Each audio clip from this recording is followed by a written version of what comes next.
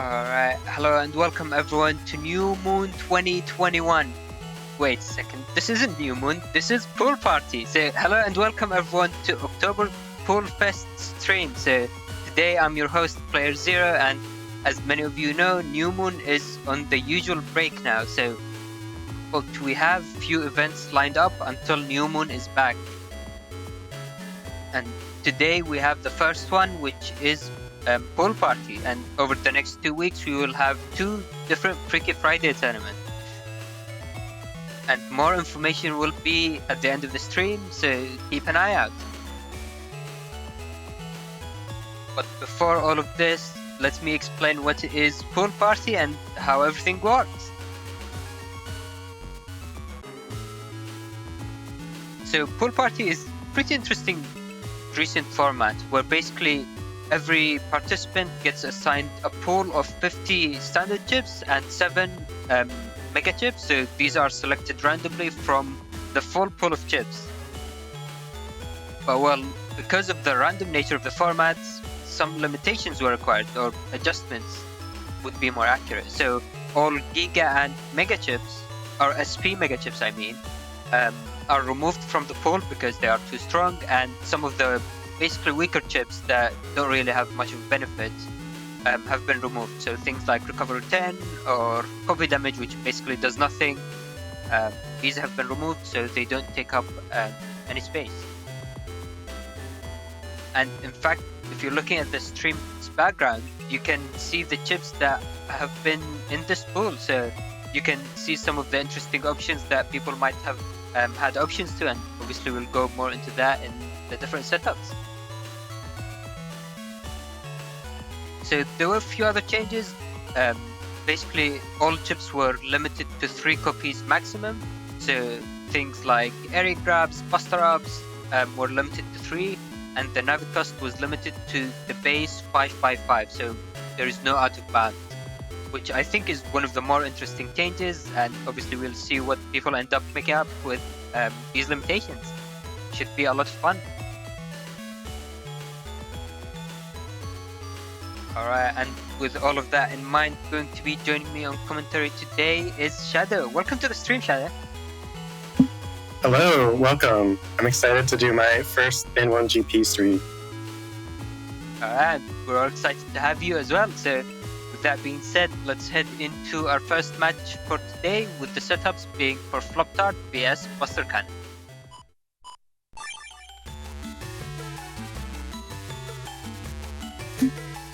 Alright, so in this we have some really interesting Navicusts, so I want to start with those.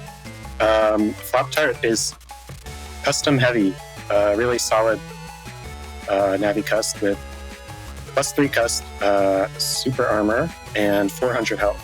So very solid start there. But as you might notice, Buster has number open and undershirt, which is definitely a possibility for the 5x5 Navicust, but maybe not one I would recommend. Yeah, I mean, so number open, I mean, Buster Cannon was really going for the record on the lowest number of Navicust parts. He only has the 2 of them, which, I mean, we'll see if it ends up working out for him. He does have, so looking at his folder, he's running basically a lot of the PAs that were available in this cycle. So we have Corn Fiesta, Iron Shell PA, which I forget the name of, the Fire Hit one, which I also forget the name of. But yeah, so a lot of interesting options there. Yeah, I don't remember the fire. Yeah, I think the Iron Shell is Parashell. But anyway, he also has Fast Gauge Reg, so I'm sure that'll come into play. Okay, so Blue Mage asking in YouTube chat, what does number open do? So basically, number open is something you never see in normal PvP because of how big it is. It takes up a lot of space, and it gives you custom 10. So you have 10 chips in your starting custom hand. There are some limitations to it though. So if you go into Dust Cross, which as we all know gives you the Dust Shoot ability to let you cycle through your chips, that will go down to 5, doesn't even go down to 8. so that's one of the biggest limitations that it has. So we probably wouldn't see Buster Cannon going into Dust Frost, which explains why he has 3 Dustman, since this pool was very heavy on objectives. Yeah, especially Time Bomb. So, we might see some Time Bomb PAs too in the future. And moving on to Flop Tart's folder, really solid M code in this pool.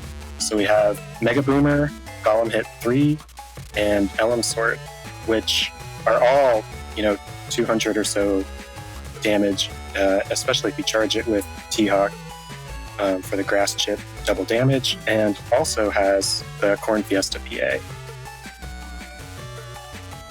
Yeah, I think a good number of people are running Corn Fiesta this cycle, so hopefully we'll at least be able to see one of them, and probably a good number of them, but we'll have to see.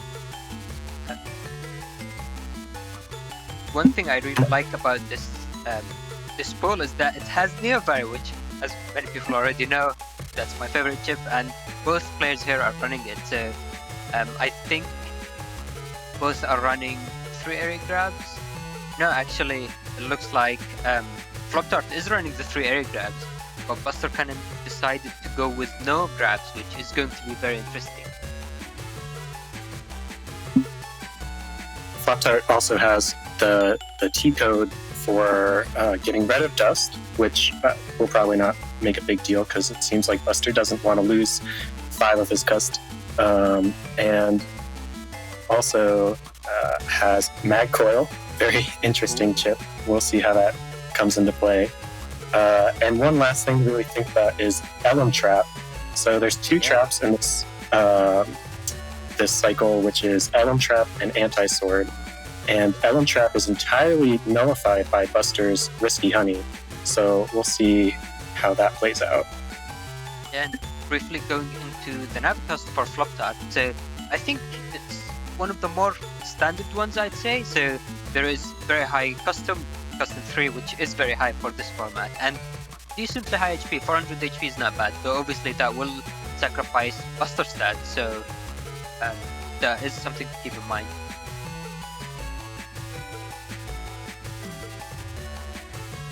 Alright, and with that, I believe, let's head into the match and see how it plays out.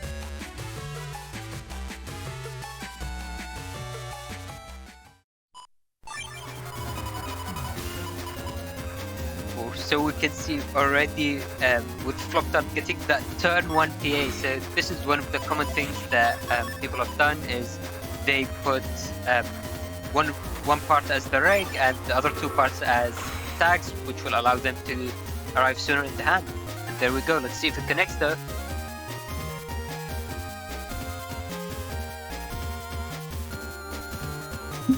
Also, notice that Buster only has 1000 HP, and that's it. So, Corn Fiesta can definitely do some damage. Yeah, so I believe the way Corn Fiesta works is that the number of hits can be RNG dependent. I don't think, I think it's limited to the 3x3 in front of you, but I'm not too sure. Do you remember how it works? Yeah, so it's limited to the 3x3 in front of you, or if you're on the bottom row, it'll be 3x2. Ooh, there we go. Oh wow, that is massive damage. I think that's one of the higher damage values that I've seen coming out from Corn Fiesta. That was a very high roll.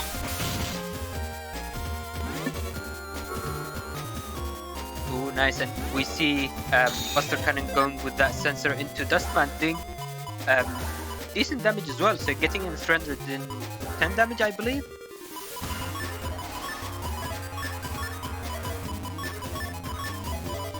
But now it's going to be pretty difficult for Buster Cannon, especially with all of this HP gone, and there are no recoveries in this. Buster Cannon does have the 3 Invisibles, Sanctuary, and the Life Aura as the defense, but he will need to be very careful about using it. Ooh, this Amboomer connects, that could be... Good use of Mag Coil too to ensure that the Elm Sword hit. So Elm Sword only hits enemies if they're on a grass ice panel. I'm not too sure if it applies on conveyor panels, but you wouldn't be on them for very long, so it would be very rare to see. And looks like now Flop Tart is going with defense. Ooh! That was a lot in a D-cross. And the double boomer play will finish off that game. Unfortunately, Buster Cannon does not have super armor, so he wasn't able to avoid getting hit by the second one.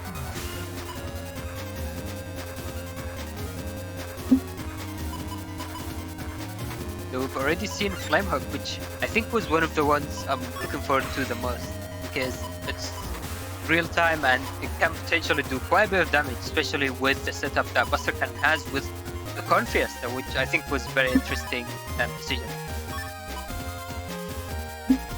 We also see some interesting, what I think is a tech chip here, is M Cannon. It comes in the star code, and it's one of the only chips in the pool that does over 200 damage to delete a life aura, but only if you're in beast out. Yeah, I mean, potentially to them is nothing. Ooh, and that was an anti-sword, which Buster Cannon stepped into on purpose so he can proc that the anti-sword, so that was very nice.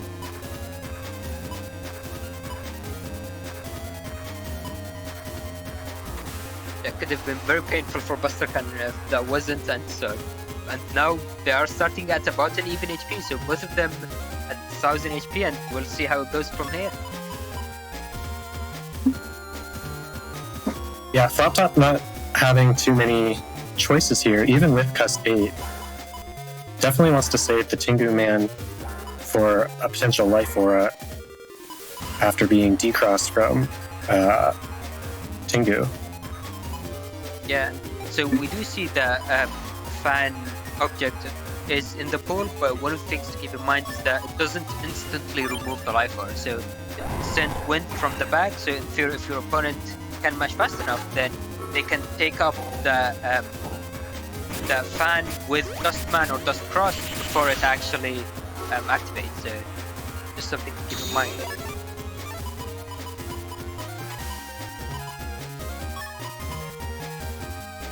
We do see that life aura coming out from Buster Cannon, but thankfully Flop Tart does have the appropriate response. And another interesting out to life aura this format or this week is the anti-element, which I think is going to play a big role in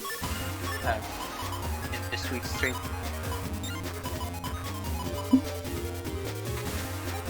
Definitely, and that'll remove the life aura, even if he does use the bees, so no way out of that.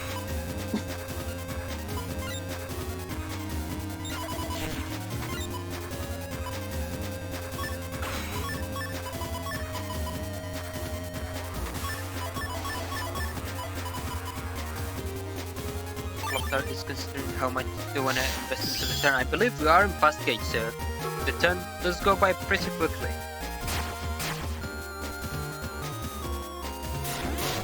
Ooh, Flamehawk does connect with one hit, which is about what you'd expect. Oh, nice. Let's see. This is probably anti-element, so it could be anti-sword. I believe Buster Cannon runs two of them.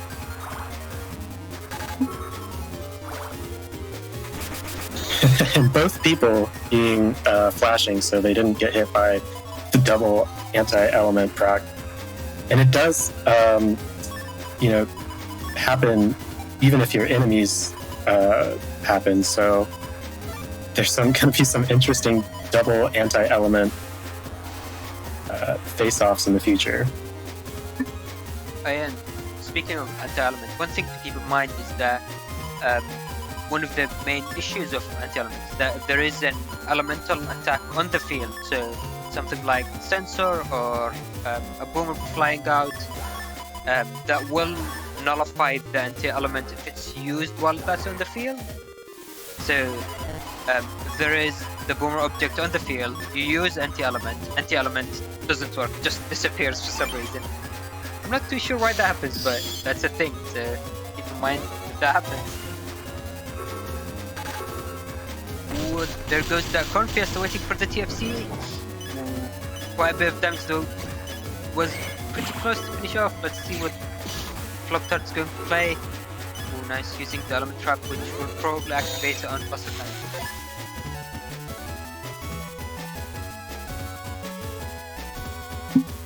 In a row lock with a Golem hit 3 is a fun choice, but it looks like Flop Tart's probably going to go for the more safe defensive play here. Or all out. Let's see. So one thing to keep in mind is that you see one of the Corn Fiesta chips outside of the red one has appeared, and we know the next one is after that because that's how tag chips works.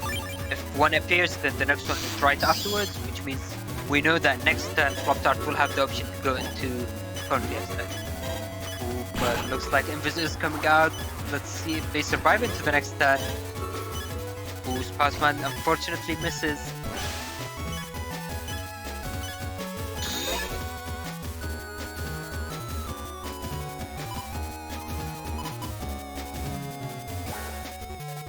Using that Invis, which stalled out most of the turn, which, I mean, that's something we'll see pretty obvious, that Invis is pretty strong, especially in a format where there is much defense, and Parashell does come out from Buster Cannon. It's always good to see those fun PAs that you don't get to see very often, especially when they end up deleting your opponent. Yeah, I mean, I was thinking that Parashell could be one of the things that Buster Cannon still has, since that's one of the main outs he had, but looks like there it was. And one of the best parts about it is that it's actually pretty good, so you wouldn't be able to react to it, just straight away happens and you get deleted without really noticing.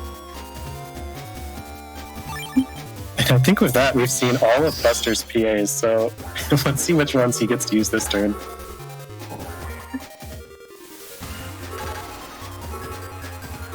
And we have that quick fast gauge being dropped as well.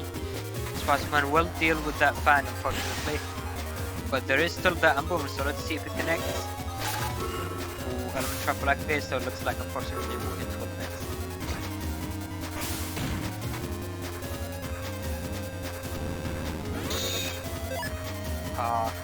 Flop Tart was waiting for the perfect opportunity to use the element sword, but unfortunately it was a bit too late and ended up going into the next step before being able to use it. It is sad, but just like the first round we saw, the Corn Fiesta PA can really just delete 1,000 health in one hit. Both are playing it patient. Oh, the double Corn Fiesta. Let's see who does more damage though. Ooh, I think they're actually about to even. That was quite a bit of damage from both sides.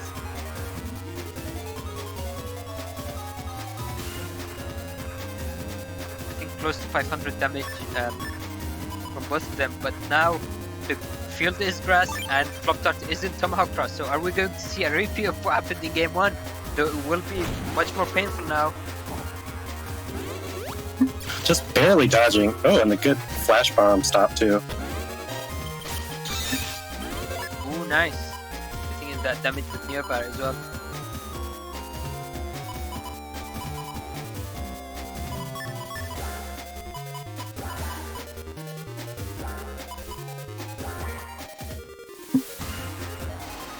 Flop having a lot of star code chips this time, so definitely easy to use Life Aura with them.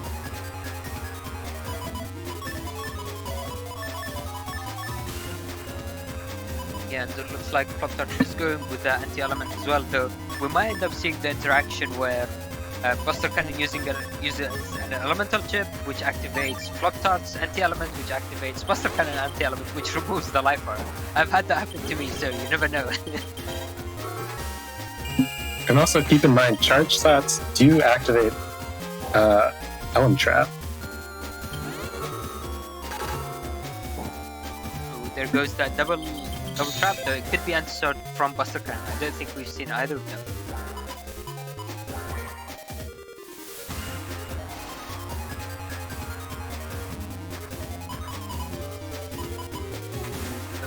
Flop-Tart uses the area grab before Buster Cannon is able to move, then that will trap Buster Cannon in place, which could be an interesting position. So we'll see if that ends up happening. That would be fun, but also it looks like Flop-Tart's kind of going for a turn where needs to have Buster in the corner, so... Ooh, Partial does get used, but unfortunately ends up missing into the invis. That's pretty unfortunate.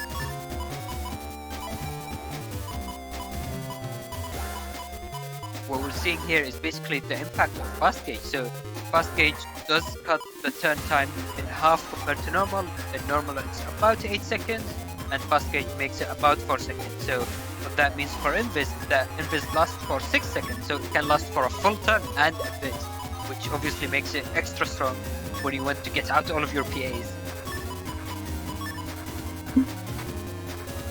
Flop really wants to get rid of that trap, especially because Neovari is in their hand at the moment. It's pretty easy to hit with just 6 tiles, but you never know. It's a bit of a hard one. Yeah, and we know that wasn't anti-element because obviously that boomer was used as well as somehow touch. So, element trap is going to activate now, yeah, doing damage and paralysis as well. Area grab coming down, and this should be the circle gun. Let's see if it connects. Nice, it does. Ooh, a second trap though. This one could also be an anti-sword.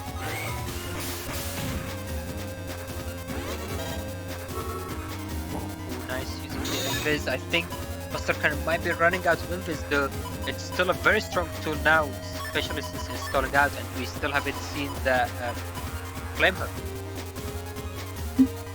And with that Judge Ban, I believe that was Buster's only way to keep his area, so I think he's going to be stuck in the back row until the end of this match. That is a good point. I think Buster Cannon is still in Tengu, so we'll see if he's able to get in a charge shot, at least try to push Flop-Tart back. Oh, nice, does, but yeah, the area. Ooh. Does connect. Whew. That was a lot of damage. And the time freeze, too. Well, why did that do more than 500? Did that hit twice? Because that was on a Holy Pan, so... Did the element trap hit at the same time? I'm not sure. Unless I'm miscalculating something, I believe that shouldn't have hit that many times. Ooh, and the bees, ooh, very nice movement from Flop-Tart. Almost going into the next turn, and then a Buster shot from Buster Cannon will take us into the match.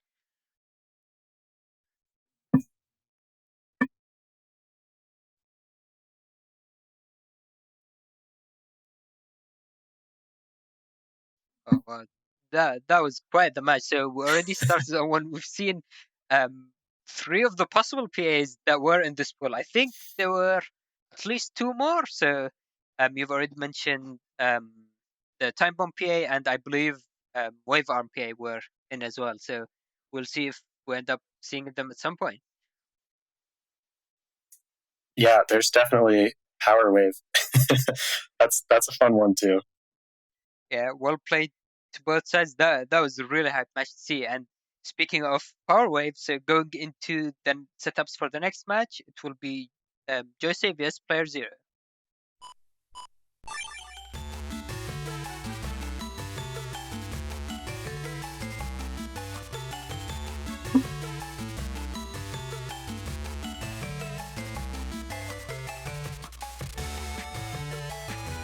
All right. So for these two, so we have playerzero here to tell us about his own folder. He's got a kind of similar Navicus to Flop-Tart, having some +2 cusp, but also running Rush. We didn't see Rush last game, but a lot of people play it this time around because Invis is your only option for defense here. Well, your main option for defense. And Rush basically stops one of your invisibles from working. But it also can lead to an anger status, which will do two times damage of your next chip if you are in base element Mega Man and you let it go for its entire duration. So I'm sure that will come into play, possibly even with the power wave that playerzero has reg and tagged here. And over on, I believe, Josue's side, he has a float shoes, which we haven't seen yet either, I believe. So basically, with all of the ice panels, poison panels, there's a lot of ways to mess with terrain this time around for this pool party. And float shoes is definitely a contender of one of the best Navi cuss parts, in my opinion, for this one in particular. But also has Rush, Undershirt, Custom +1, Charge Max, and Super Armor. I think this is a really clever cuss here. Yeah, being able to fit in quite, decent bit of HP, decent custom, and obviously that float shoot which you mentioned. So I don't believe we saw during the last game, but this pool also had Poison Seed and Ice Seed, as well as the Ice Dragon, which I'm running all of those. So these float shoes can be quite a bit of value, and obviously we'll see how it affects the map. Yeah, so looking at the folders, so we already mentioned the Power Wave, but Zero's running kind of a P-code core here with Aqua Dragons, Golem Hits, a Circle Gun, and a Big Bomb. A lot of one-off chips, but there is the possibility for a Freeze Break combo in there. And then some Element Traps, Anti-Sword, which we saw last time, and some defense with Sanctuary and Life Aura. Yeah, in terms of the build, I think it wasn't too out there, basically. So I just looked at the pool, saw what chips looked fun to use, and added Neobar as well. So because it's obviously the most fun to use, and that's why I end up with. That sounds strikingly familiar to every other folder you make. I mean, sometimes creativity just hits differently, you never know. Well, moving on, so looking at Jose's folder, so we see that V-code, which is pretty good code this cycle. So it has 3 Risky Honeys, 2 Big Bombs, the Golem Heads, Circle Guns, and the Lance to help set everything up, basically. Yeah, and you also see the Navi +20, which is a fun chip to use. It'll get some value off of Spoutman, but maybe not too much else. We also see Slashman. I like all these Navis that Josue has. Slashman is a fun one to deal with Tengu, and can do a lot of damage with area. We see they have 3 area grabs. And then, yeah, just V-code core and some defense. Yeah, so as a side note for the Navi +20, I'm not sure if Jose thought that it does apply to the Slashman Kunais and Judgment Bugs, which unfortunately it does not. So the only thing that boosts these two are the 2x from Full Synchro or Anger.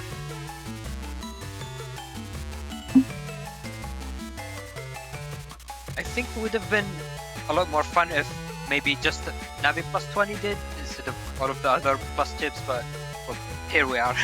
So we'll see how much value that Navi +20 is going to get. Alright, and with that I believe that's everything. Let's head into the match and see how it plays out.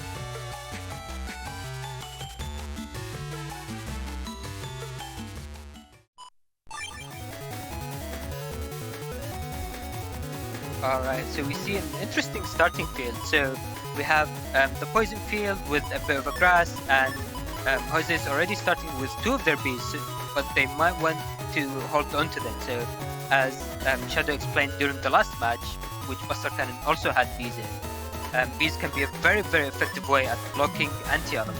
So we'll see how that plays during this match.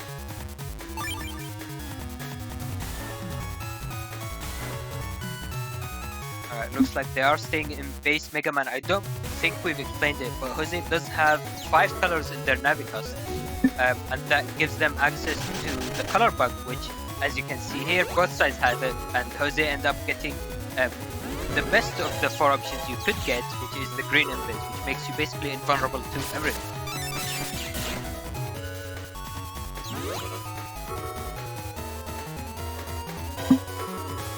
And it looks like you also have the bug, but you got confused. So that means that all of your directional keys are backwards, which can cause some confusion.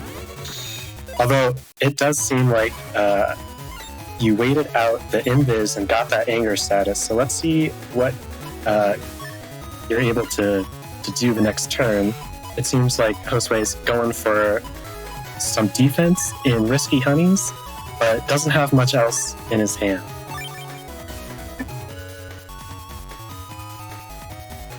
Yeah, we do see that trap as well, so we do know that's an element trap.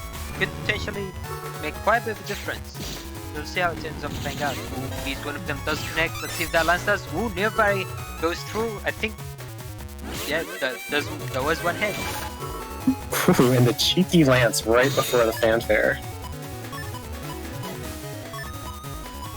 This is a really close match so far. HP's very similar. Yeah, that fanfare wasn't able to survive for that long, and we're back to where we are. And now Jose does have their own poison field, so we did have partial poison starts, and they are looking to fill the field with poison, which will really add up. Well, until you use Beast Out. Yeah. So one of the abilities in Falzar Beast Out is that it gets air shoes and float shoes.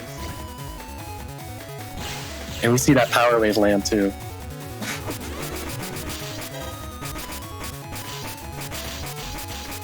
So Jose's basically, so this format is also public setup, which means that we both know what each other play, which, so you see Jose stepping on the grass field to get advantage of that recovery, since they know they don't have to be scared of any fire checks.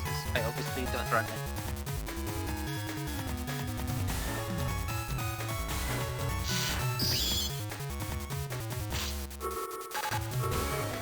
Eric grab exchange does happen, and this invis will probably go into rush.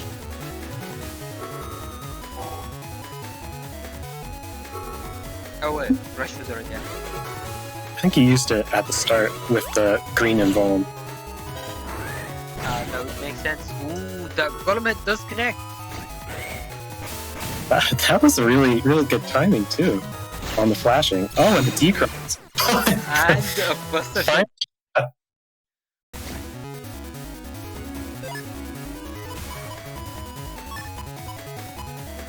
Now we're starting with permaholes in the middle of the field, and actually, interestingly enough, pretty similar start for Jose. So they have both bees, they have an air grab and an invis as well.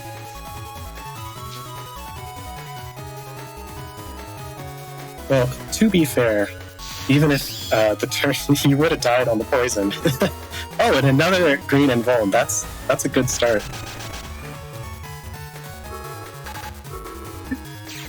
Alright, area grab exchange does happen, so let's see if that tomahawk will connect. Ooh, looks like it does. Nice.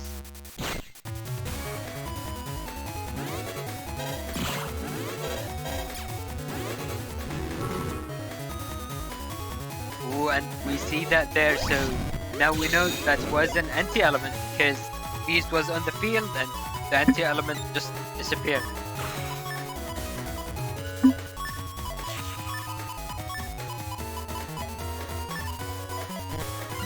Ooh, Jose's getting both of their big ones, but unfortunately because of that perma-haul, they wouldn't be able to throw it in the middle, so they're going to need to do a bit more of lining up.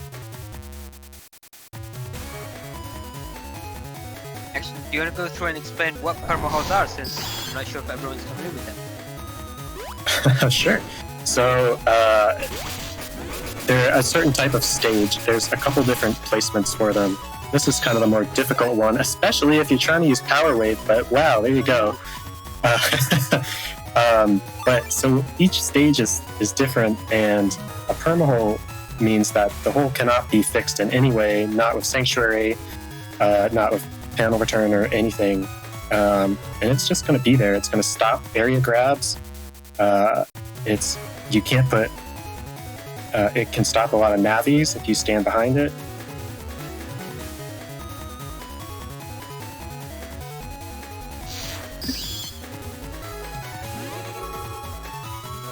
Rush activating on Tomahawk, so Tomahawk has status card, Rush removes Invis and applies paralysis, but because of the status card, there is no paralysis. Ooh, Circle Gun gets blocked by the Invis, and okay, at least it does connect, so better than nothing. Ooh, Risky Honey waiting for the Buster Shot. Nice, Good playing it very patient.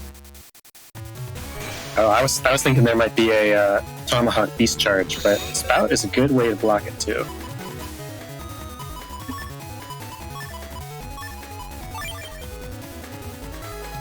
Like now Jose does have the fan, though I don't think they'll be able to use the fan quite in time for all of these to connect. Yeah, there is no banish in this pool, so unfortunately the bees are left to their own devices to try and find and home in on their enemies. 2x Lance does connect, there's Judgment coming down in retaliation, which will remove the Empress and regain the area back.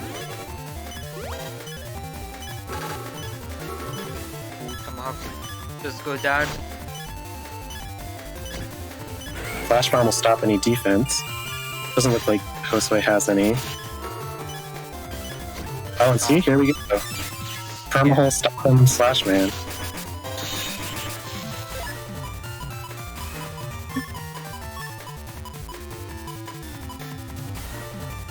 Now we see that Sanctuary is the only defense Jose has, so this could be a bit rough in terms of survivability, though I'm not too sure what else I had in hand at this point. I think I might have already used most of my folder. Well, hey, if you stand behind the wind, but if you're going dust... Oh, okay, so looks like Dust Man will do the job. Oh, dust for the win!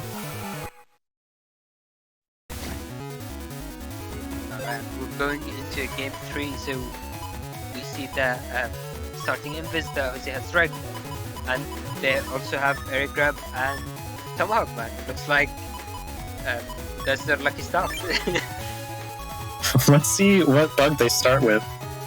If it's Green and Vuln again, then I want some of his luck. There it is! So when I was playing this match, I was like, there's no way they'll start with Green and Vulnerability again, and they did indeed start with it again, so the 3 times did happen. Oh nice, I'm connecting with that Column Hit as well, doing 1000 damage already in turn 1. Yeah, it's especially nice to use Tomahawk Man as a Navi because he does not cause flashing. You can really follow up immediately. And you see there, I took the Neovar at that time because I was expecting, I thought there's no way they'd get Green Invis again. So they'll use Rush, they'll be paralyzed and I can get the easy confirm, but looks like that didn't quite work out. And a nice block, and we saw the hint of the Big Bomb coming out, and that'll do 30 more damage because of Beast Out as well. So Invis is coming down, so that does block it, and I mean, I think you mentioned it there, but the Spouseman destroying the Flashman was also very nice play.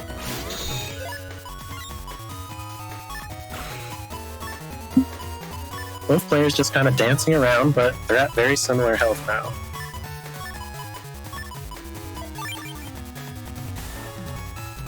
Going for a full field Slash Man. So each kunai does, I believe it's 20 damage at the base level.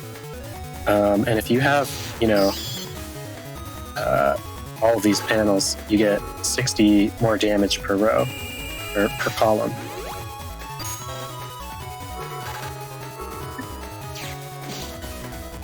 And an immediate answer to the Sanctuary, too.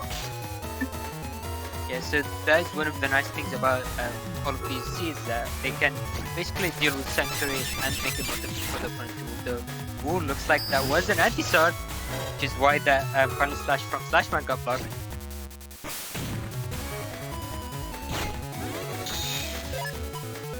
One of the holy panels getting destroyed by that Dustman, though now we see that Jose does have both circle guns, which interestingly enough in this field arrangement they can hit twice in the middle. Since the way it looks, it covers 4 panels, so if you have +2 area, then you can make it hit the opponent twice.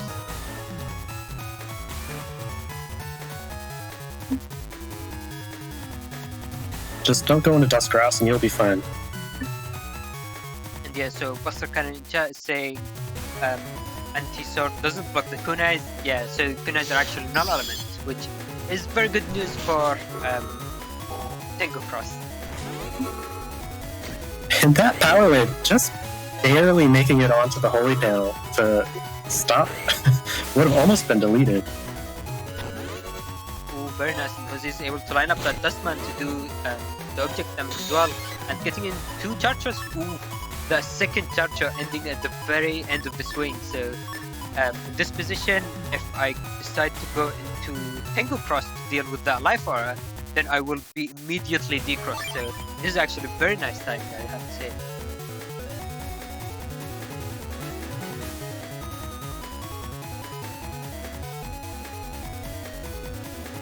So in this position, considering what chips I have in hand, I don't quite remember, but keep in mind that these holy panels are also a big issue, because holy panels do affect life aura, meaning that it can need 400 damage for it to be destroyed.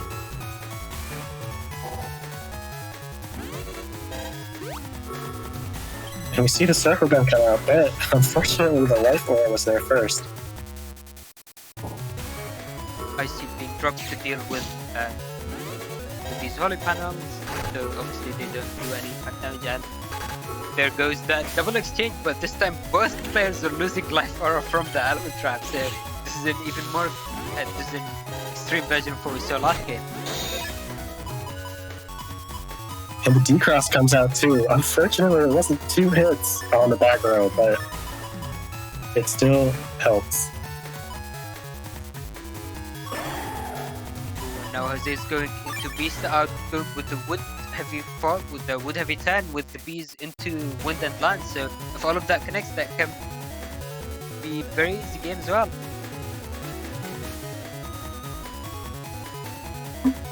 Both players have lost almost all of their defense too by now. It's been pretty far into the match. We've seen Life Aura, we've seen Sanctuary, and we've seen a couple Invis, so they're both kind of duking it out right now. Fanfare being dropped. And the trap that it could be anti-sword. I don't think Jose still has any of their sword chips. Who was an anti-element, but gets blocked by the bees.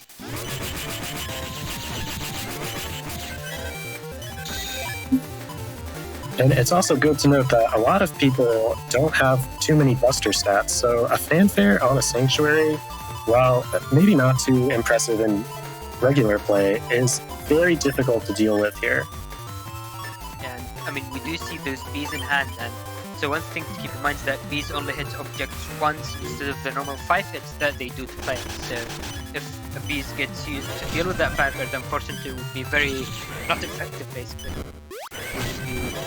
Ooh, Golem hit does connect, but it's still at 5 HP. Poison panel does tick. Oh, and we're right at the end of the folder too. Oh, just take the Navi plus 20 with the Judge Man. The poor Navi now plus 20.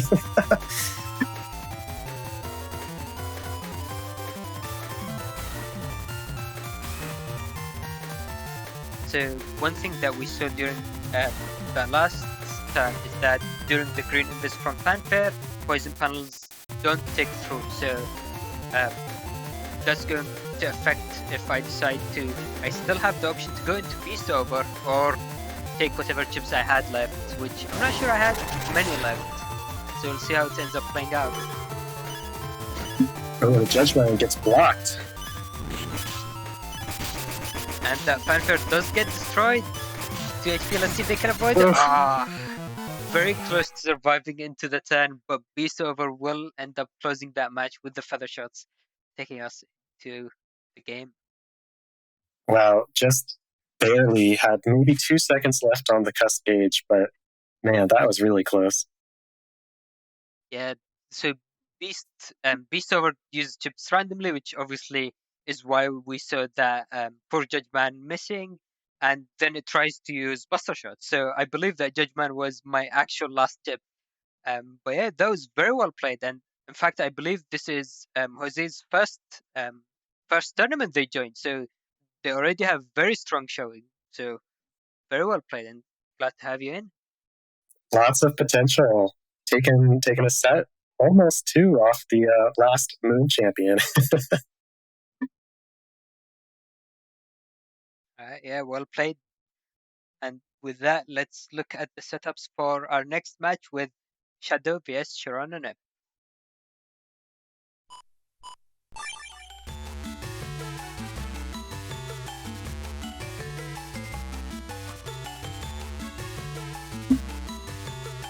All right, so for this match, we have myself and Shirona. So Shadow, me, my Navicust is mostly just health and float shoes. It gets all the essentials in and gives you a 1600 buffer.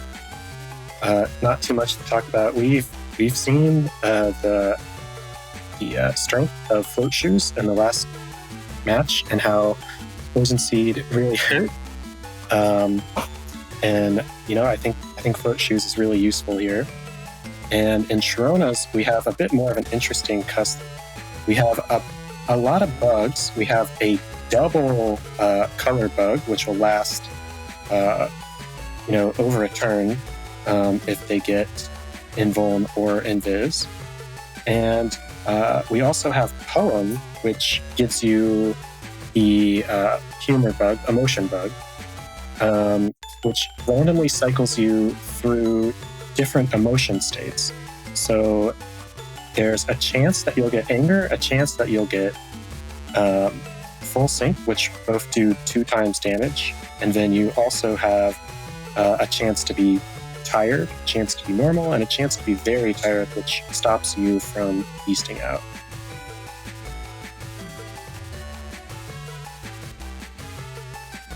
So we look at the build now. So starting with Shirona, we do see that time bomb PA. So looks like this is going to be the match. We'll see if they end up.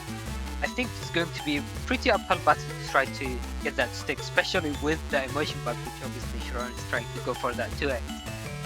But other things they're running, so they have Tengu, Blast, and Judgment X, which are all very solid options, as well as 3 machine guns too. So obviously Dust Frost is a very big threat, especially for that PA. Yeah, and a good thing to note about the PA is that it has a ton of health. I believe it's 200 health in the PA version of the time bomb. So you either have to be in dust or you have to have an invis to stop it.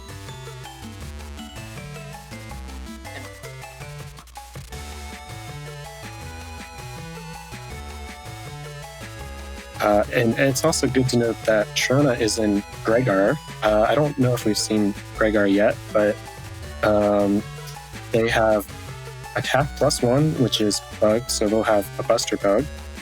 But also they have 3 buster ups, so they'll be at attack 4 by the end and attack 5 in heat.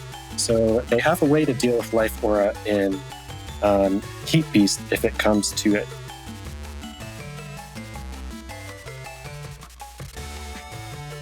So I think these buster ups are very interesting. So unfortunately there isn't bug stop being used, so you wouldn't be able to get the maximum value out of the buster bugs. But it's still a pretty interesting choice, especially as we all know that Gregar has very powerful charges.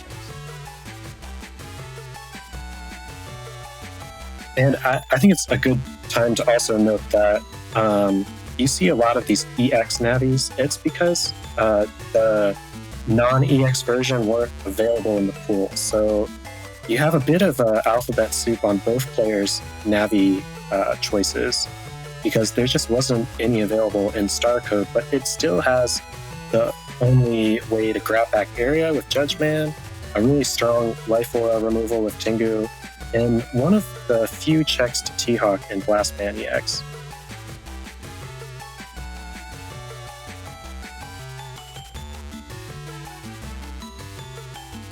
So looking at Shadow's build, so your build, we see that you're running quite different number of things. So we do see that called Fiesta as well.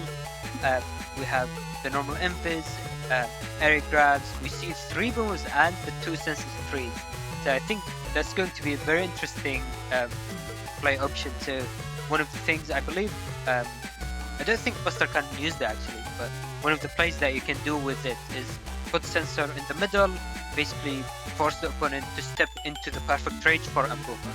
And then ideally you would go into Tomahawk, tip charge them for 2x damage, and that would do massive damage if you can land even one of them in one turn. Yeah, there's a lot of area control between in-boomers and sensors. And the fact that they're both in the same code and at the max level, really interesting. We almost never get to see I code played out, just because there's almost nothing in the I code. But when I saw it, I had to give it a shot. A lot of the other things in the folder are really just checks to crosses. So Machgun 2 stopping dust and any traps, as well as element sword and neo variable to deal with Tengu.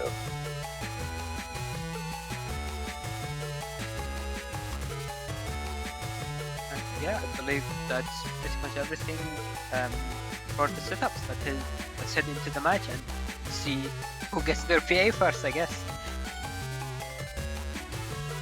Let's do it.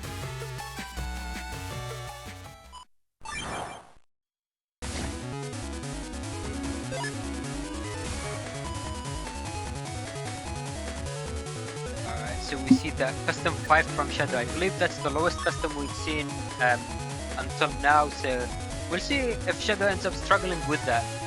In standard builds, custom 5 can be a bit rough, but obviously there is Dust Cross now, and yeah, we'll see how it plays out.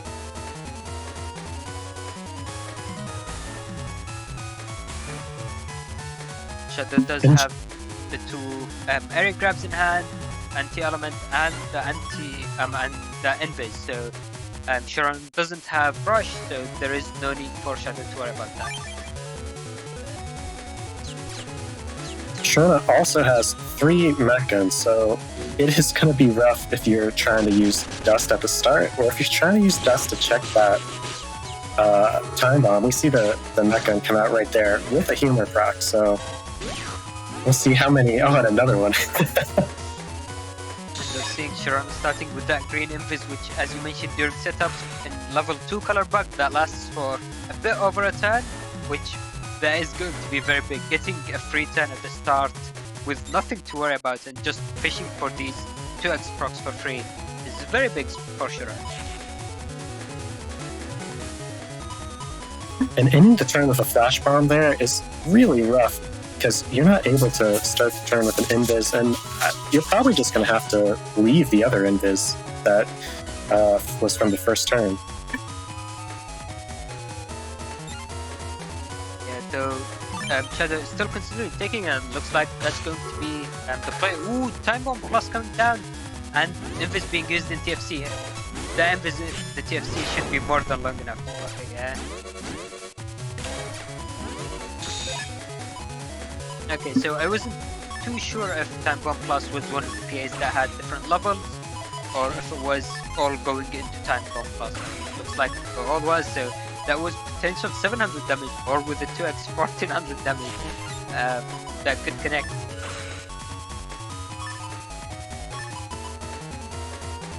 And yeah, that's most people's full HP in this format, so gotta have a way to deal with it. Jose is asking in the YouTube chat how much HP does Time Bomb Plus, and I believe it's 200 HPs, which is quite a lot in a format with no one running buster stats and not that many damaging chips. That's basically life aura in terms of HP, or barrier 200 would be more accurate.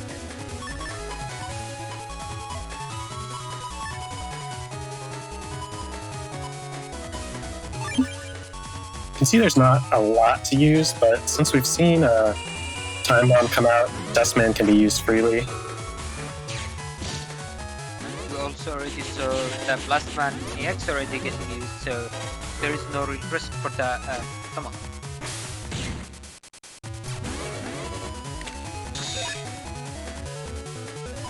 Sanctuary, and Shadow still has no way of dealing with the Sanctuary. This is looking slightly rough, though. At least with an air grab, maybe Shadow will be able to connect that to X lands.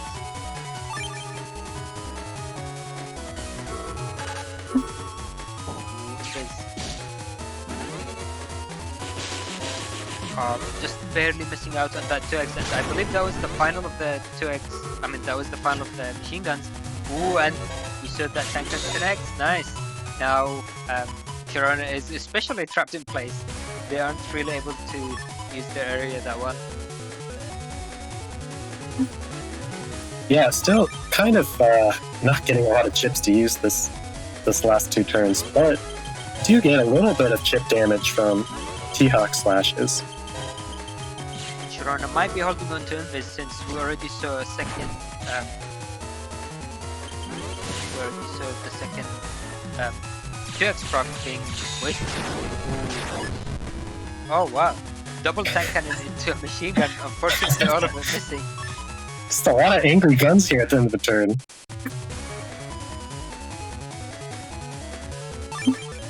Finally seeing that in-boomer to deal with Sanctuary too. Life Aura. The Boomer is a perfect time. It will deal with both the Sanctuary and the Holy. So the Life Aura and the Sanctuary.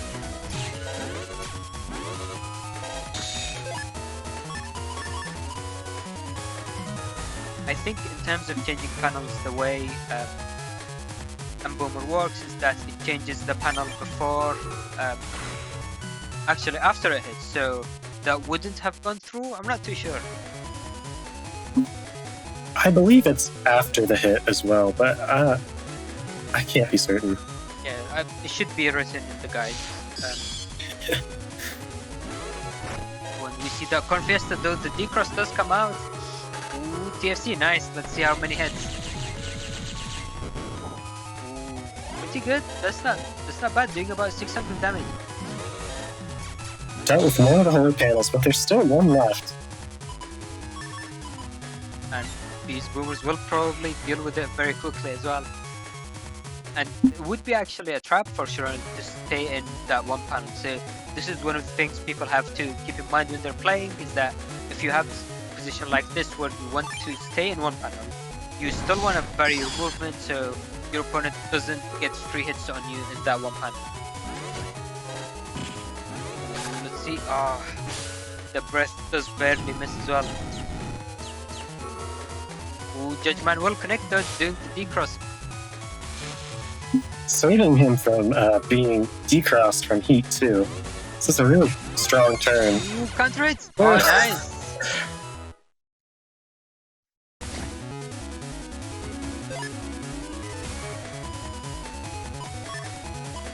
And now that will take us into the game 2. So now we see Shadow struggling a bit more with the start, I'd say. So having 3 different codes in hand, and he doesn't really want to use both these boomers, especially since they could be wasted with this field.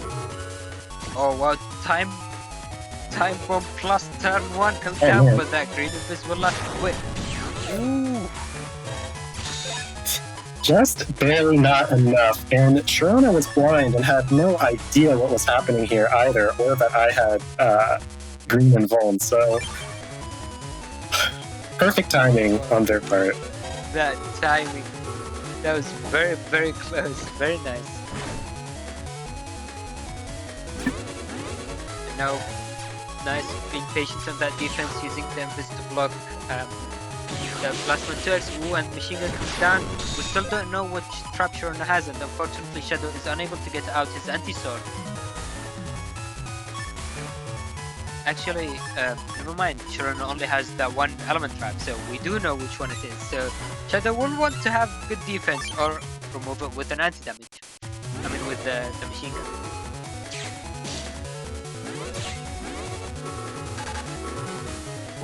So double invis will make that more difficult, though I believe Shadow might end up having a bit of time before the turn ends to deal with that trap with the machine gun. Not quite.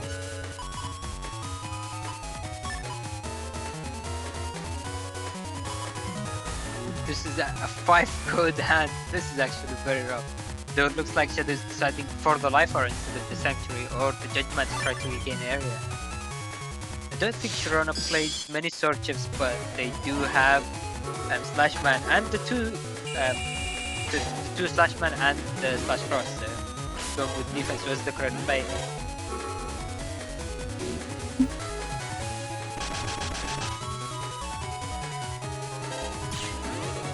Yeah, and there's no golem hits in Shadow's folder to deal with this Slash Man, so I think the only option is to cross out here. Ooh, but going into Dust could be risky if Shirona has a way to deal with that life, or then using a machine gun could be pretty painful. But do keep in mind that now that Shirona is in a cross, they don't have access to the emotion button. It goes away when going into a cross or beast out.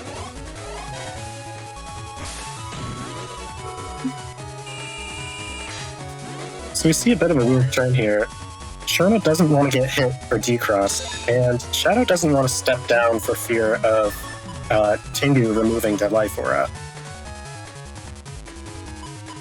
Yeah, and I believe that was still the 2x element trap, so if Shadow has to use that Judgment, then unfortunately that life aura will go into the element trap.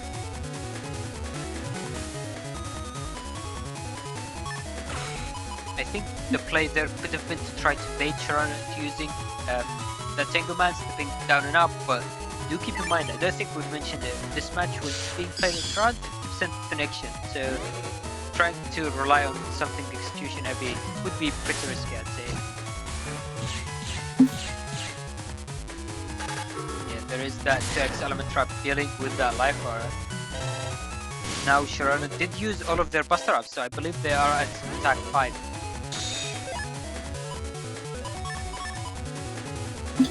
Going into Elec is a bit of a hard call here. It's hard because there's boomers, which will decross and remove the holy panels. But Shirona also needs a way to get rid of the holy panels on my side too. So we might see a beast out here in a chip charge. Looks like that is the play, though. I was obviously really hoping for that PA dream on. Ooh, nice, avoiding the Amboomer. And yeah, destroying most of these holy panels, and unfortunately Shadow... Oh, actually, never mind, Shadow has Floyd Shoes. I was going to say he's going to be stuck with these cracked panels, but the Floyd Shoes deal with that very nicely.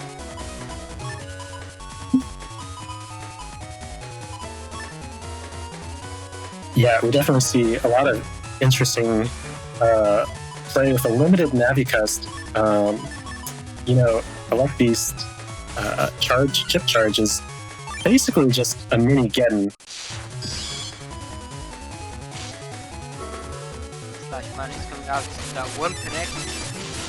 And Shadow's HP is going down very quickly, and Shirona still has most of their HP, I'd say. Dodging both the machine gun and the lance. Doesn't seem like they have anything to chip charge. Okay, which makes sense. They were holding on to that life aura.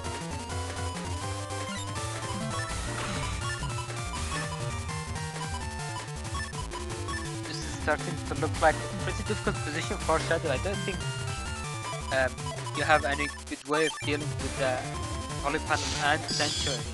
So if Shirona isn't afraid of being hit and basically stays on these holy panels, then they'll be able to avoid the boomer. And the D cross. Things are looking very difficult. And Shadow is unfortunately unable to take that PA. Oh no, losing that element trap into the same bug, I guess, or glitch that Antinavi has. And then a machine gun will take us to a game 3. Yeah, a lot of great ways to remove Sanctuary from the corners, but no way to remove it from the middle. So definitely had a bit of an issue there. maybe a fire burn would have helped, but good match, good match. We are starting with this cubes field, and looks like Shadow will try to go for Dust Frost. Let's see if the Invis comes first, and it does. That was actually very close, because with the color bug that Shadow ended up getting, he got Invis, and he got confused, which made him step down instead of up, and the machine gun starts hitting at the bottom panel, so it would have connected if Shirona had.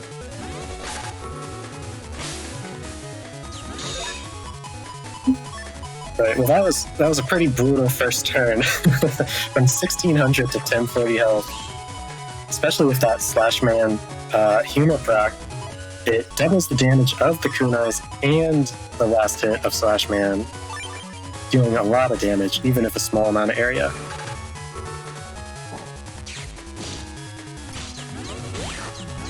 Flash bomb, and the counters as well, so that denied the Neovi. How very unfortunate. Just not quite fast enough with the input to get rid of the bomb and do the hit. But we do see that PA looks like Shadow will try to maximize the damage a bit more, trying to get advantage of these grass panels to 2x blast man.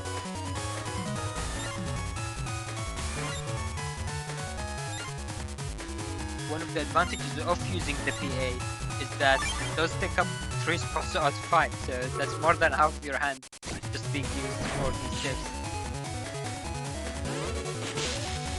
And that machine gun goes into that tank cannon, nice. Connecting these tank cannons is always fun, though I'm sure it's not as fun for Shadow.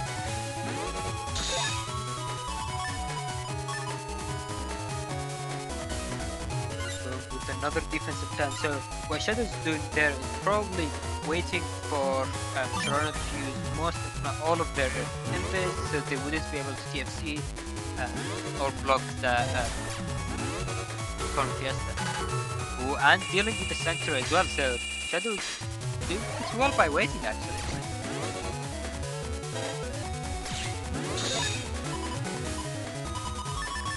And yeah, there it goes, but Shadow does have no defense, and Shirona is ending on a full synchro, so if Shirona is able to match something out very quickly, they might be able to do quite a bit of damage with whatever they have.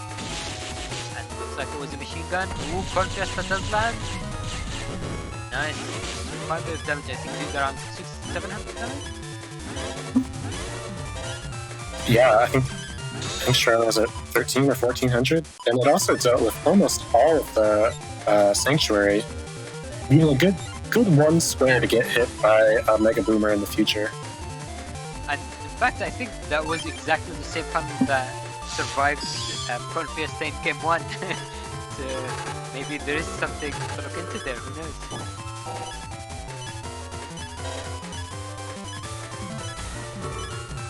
Ooh, very nice. So Shadow trying to get the timing, waiting out Shirona, and they lose their final Hologram. And they are in Tomahawk Cross, so yeah, these boomers can be very scary, and this field also allows for the element zone.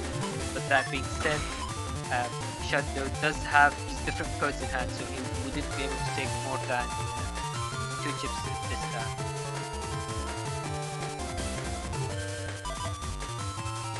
Yeah, it definitely was a bit of soup, but sometimes you just gotta let the heart of the chips decide what you do every turn. I mean, Shadow does know that Shirona went into Elect, very likely going into Elect's East out next time to deal with these Sanctuary Mechanics. so he's probably going to try to get the punish as much as possible. But if Shirona plays it very carefully, they might be able to avoid the D-cross, so we'll see if it connects. And they have a life bar, so that makes it even more difficult. Unfortunately, yeah, there goes Lollipop. Avoiding the Boomer as well.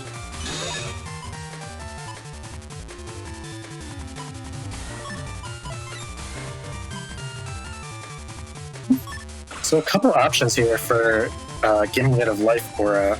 We have Element Sword, we have Blast Man EX, and we have Tengu. It'll be interesting to see how this plays out. I don't think he uses Tengu Cross, which would be an interesting play to try to get the Lance D-Cross from Tengu Cross. So I wonder if that could have been another option. Ooh, charge shot? Oh, yeah.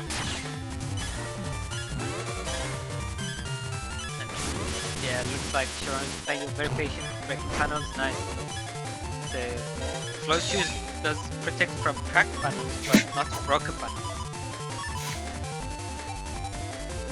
Yeah, doing some good footsies to not get hit by the T-Hawk charge.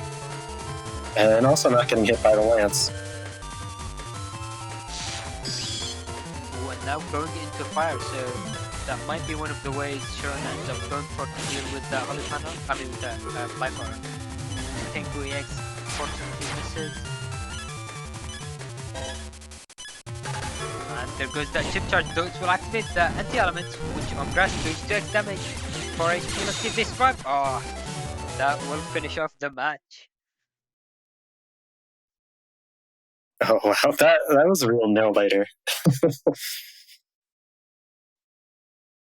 Yeah, that was very close at the end there. That 2x element trap was very big. Shirona was doing pretty well trying to avoid all of the potential risks, but Shadow was able to sneak in enough hits over time to basically come back into the game. And obviously, we saw how much of an impact that Cold Fiesta was playing. It's actually quite a bit of damage if it connects. It is. It's a good amount of damage. It takes rid of Sanctuary, and it really scares Electros. And I believe Shirona said that after we fought that Time Bomb was in their hand for the next turn, so it was really, really close.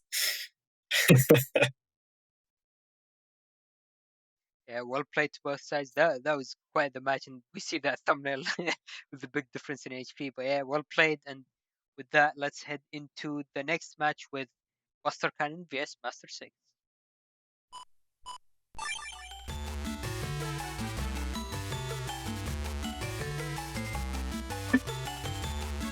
People were saying they were looking for more Gregor, and it looks like we do have more Gregor indeed. So if we start with the Navicus, you can see that they are playing an interesting option. So go with shield, a bit of HP, super armor, and one attack with the Master Uptake, correct? Double tag double. Yeah, and you know, I am the biggest fan of shield. I am always excited to see shield be used in any format. But yeah, so we have a lot of the same navies we've seen before. Tengu, Blast, Judge, opting not to go for any of the star navies on Master 6's side. The Buster Ups and one of each trap, and the Fire Hook PA too, but it's not ranked or tagged, so with a 5 custom slot, we'll see if it ever gets any play. And the Fast Gauge as well. So one option that Gregor has in terms of their custom is that they can go into Charge Cross. What Charge Cross does is that it gives +1 custom each turn, and I believe wouldn't Charge Cross would actually, I'm not too sure, would it work with the Fire Hit PA? Can you increase the damage through that? I believe so. It's not a time freeze, is it? It isn't, but I think there was something with PAs not being able to get boosted or something like that. That's fair. Yeah. I don't know. That's the end of my knowledge. Alright, and on the other side, we see that Buster Cannon. So we've already seen Buster Cannon play in our first match. We saw that number open, which now we see in its full glory, and the Navicast, and the 3 different PAs. So it looks like it's going to be a punches match. Both sides are running the fire hit PA, and we'll see who ends up getting more value out. Yeah, it might come down to some fisticuffs at the end. And, you know, again, that risky honey will stop the element trap. And we see a lot of ways to decross Feltzer from Master 6 as well, including the element sword, 2 of them, 3 Mac guns, and the Judge Man, and the Blast Man. So a lot of ways to stop Feltzer in his tracks here. Alright, with all of that out of the way, let's head into the match and see how it plays out.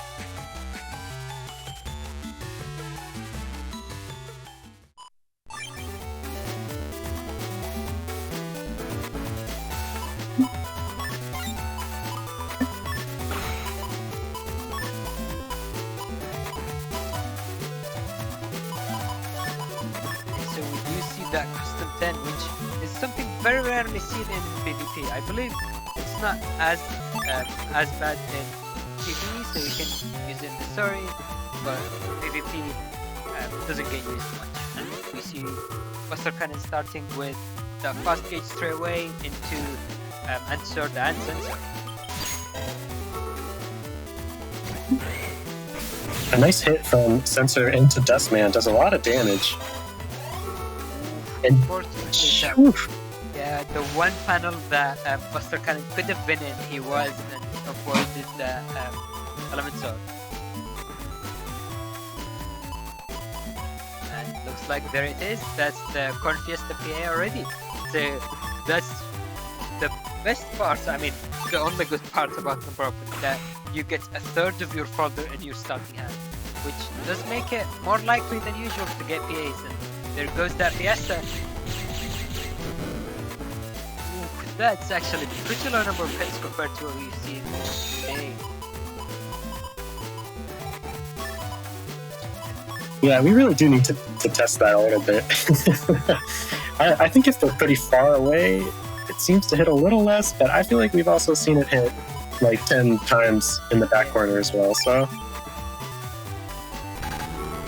Nice, and the very nice use of element trap to deal with, very nice use of beast to deal with that trap. Ooh, and shield blocking most of that side, I believe.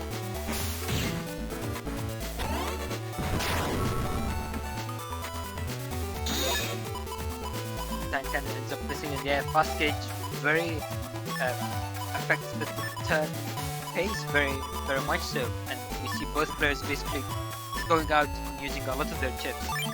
Buster Cannon started with a lot less HP, and now he is ahead, so we'll see how Master 6 ends up playing into it.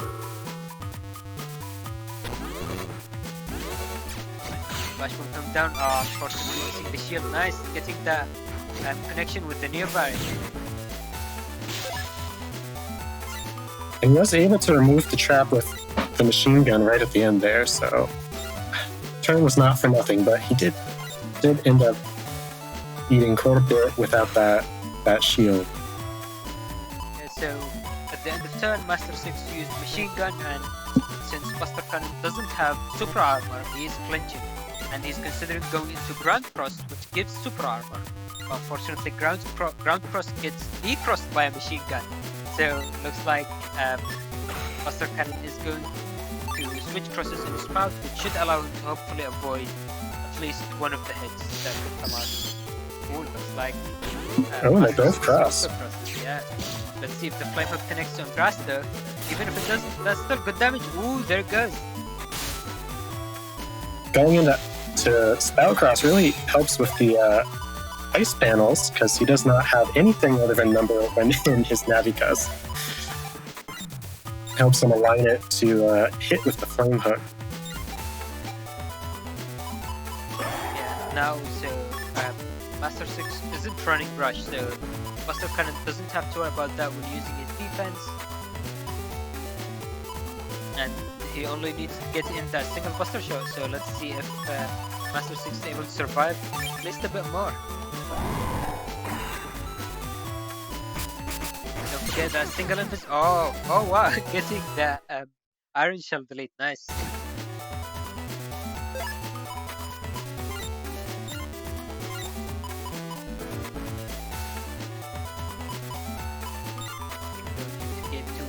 That start with the rock cubes on the field again.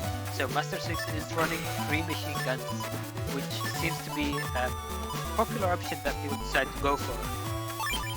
That means, yeah, so Master Cannon is avoiding going into Dust Frost because he doesn't want to get decrossed. And the double fast gauge coming down.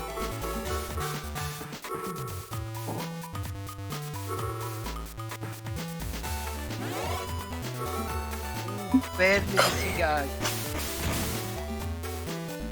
If they don't go into Dust Frost, expect the Dust Man. Yeah, I don't think I had it happen to me in any of my matches, but I'm really looking forward to seeing if Dust Frost uses back B to take in objects, and while they are in the air, would Dustman be able to take them in? I am gonna guess no, but I don't. You know, I don't know. Sometimes this format brings up the weirdest questions. Unfortunately, Buster Khan ends up missing with that new variant. We said there's something interesting. You have the slide. You just needed to use the back B. It's close. Oh yeah, that is a good point. I actually missed that. We managed to connect that sensor as well. And there goes that Corn Fiesta. Let's see how many hits. Again, doing less than 300 damage. That's pretty low. Yeah, that was a solid Fiesta, but you know, we see him move back to the back row, not taking too much damage, avoiding the golem hit, and having some Bs, some defensive turn. Ooh, nice being able to connect that Dustman on that sensor as well, and people notice that sensor changed color as well, so it doesn't take in the level 2 one. Very nice use of shield as well from Master 6.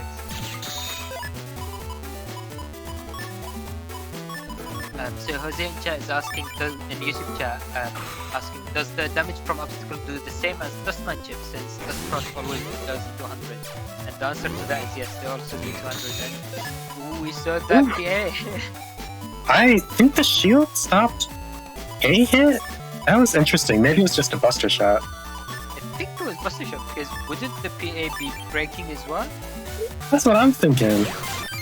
Ooh, Oh! counter it though, oh no!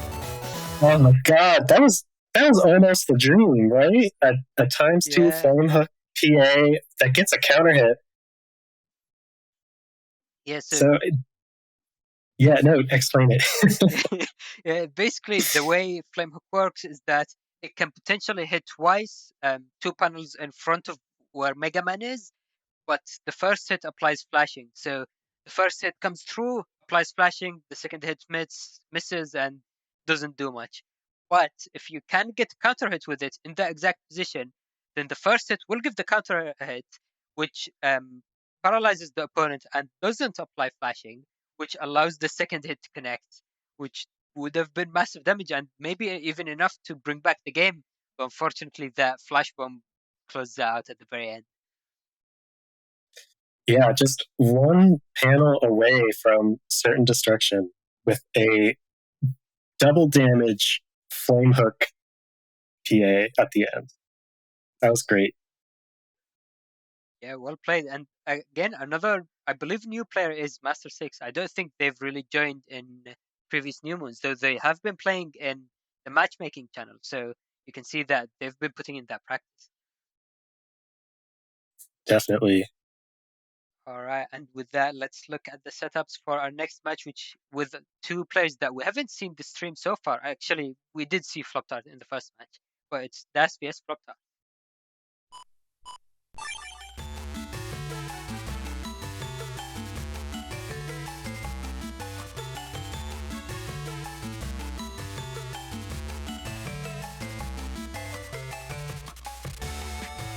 Alright, so here we have Das. We've already looked at Flop Tart's Navicoast. It was just a solid, really solid custom plus build. Some decent health, undershirt, +3, best. Das, we have a bit of less HP, but a really balanced build here with charge, rush, float shoes, and custom +1. I think we've seen a similar Navicust from someone else early on the stream, but this is what I would say is probably the most balanced cust you have in this format at the moment. I think Jose was running something similar, but I'm not too sure. But yeah, that float shoes, as you mentioned, and as we've seen already in the last 2 matches, actually in Shadow vs Shirona and Jose vs playerzero, so it can be very big. Definitely. And just with the amount of ice panels that seem to be running around rampant in this tournament, float shoes can really help, as well as Spout Cross, stopping that sliding from being on ice panels. And looks like Das is also going for that Corn Fiesta. Looks like Corn Fiesta was the people's favorite in terms of which PA to run, which it's understandable. It's pretty fun. Yeah, for sure. It does some damage. It removes some panels. It sets up for some fire, which is probably how Das is going to be using it with those Fireburn 3s. It seems that they have some fire damage and Corn Fiesta, as well as the Macgun 2 and E-Code, which will really help him as Gregar against Falz are able to defeat both Dust Cross and Ground Cross with that Macgun cursor damage.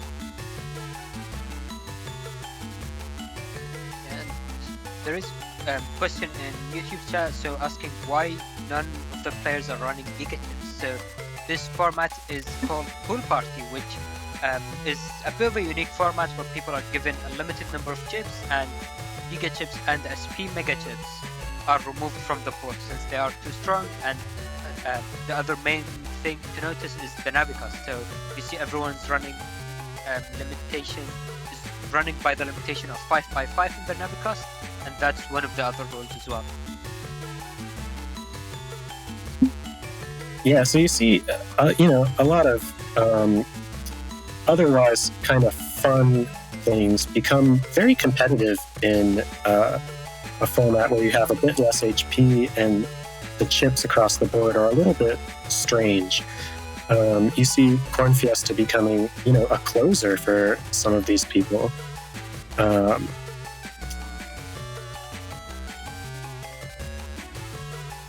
And, otherwise, Das has Fanfare, Area Grabs, Poison Seed, which is a really cool way to deal with Sanctuary as well. And just kind of those Navi core that we've seen a lot of people play, the Tengu, the Blast, and the Judge, even all being different codes, as well as Spout to either freeze with all these ice panels or deal with Gregar's favorite charge and heat crosses. And with that, I believe let's head into the match, see how it all plays out. This is going to be another Gregar vs Falza, yeah?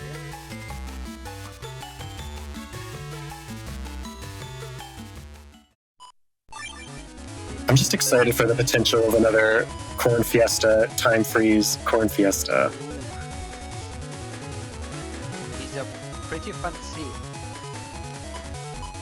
Though I think personally my favorite interaction is double life or a double element trap, dealing with both life auras at the same time. That was quite something. We really see the value of float shoes here on this stage. Yeah. So I was just exactly going to mention that. So having Ice Seeds and that Permahole as well. So Flop Tarts might be tempted to go into Spout Cross just to deal with these Ice Seeds. So it looks like they are staying base Mega Man. Ooh, and maybe that's why. So there is the rush activating, but they wouldn't be able to take in that PA this turn because obviously it's multi-coded, so they can't use it.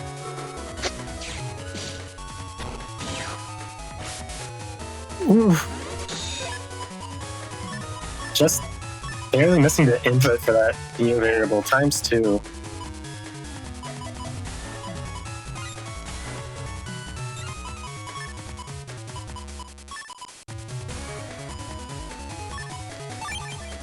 I think another important thing to say here is Gregor gets a huge boost to those machine gun 2s with a race cross. It adds 30 damage to each hit, almost doubling the base damage of the chip.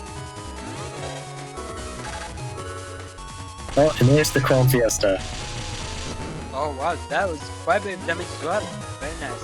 And the aircraft version missing on being able to trap Tart. At least Dustman does connect now. Tart is a bit stuck with all of these broken panels, so they need to navigate pretty carefully to avoid being hit, which they have done very nicely.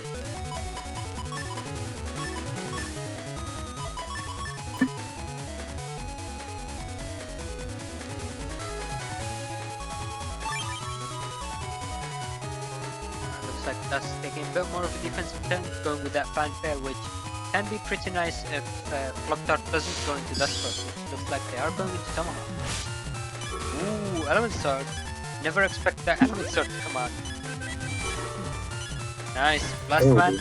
Then the Flash Bomb will remove the Impis as well. Oh, not quite in time for the Element Trap. The second Element Sword. And Buster Shot will finish off. Nice. That was a hot and heavy last round. Remove the fanfare that was otherwise pretty safe from Tart being trapped with those holes.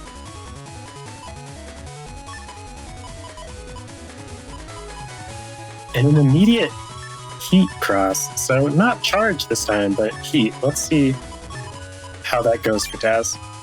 Okay, so heat cross gives +1 to Buster stats, which in normal PvP we don't really see, but in this format, since almost no one is running attack max, since it takes up so much space, we'll see it in effect here. And there is that fire burn, so grass panels and Tomahawk cross that could actually be very massive damage. Ooh, the element trap though, because of the fan, interestingly enough, that doesn't do 2x damage on Daz. Let's see the barely missing. That's pretty unfortunate.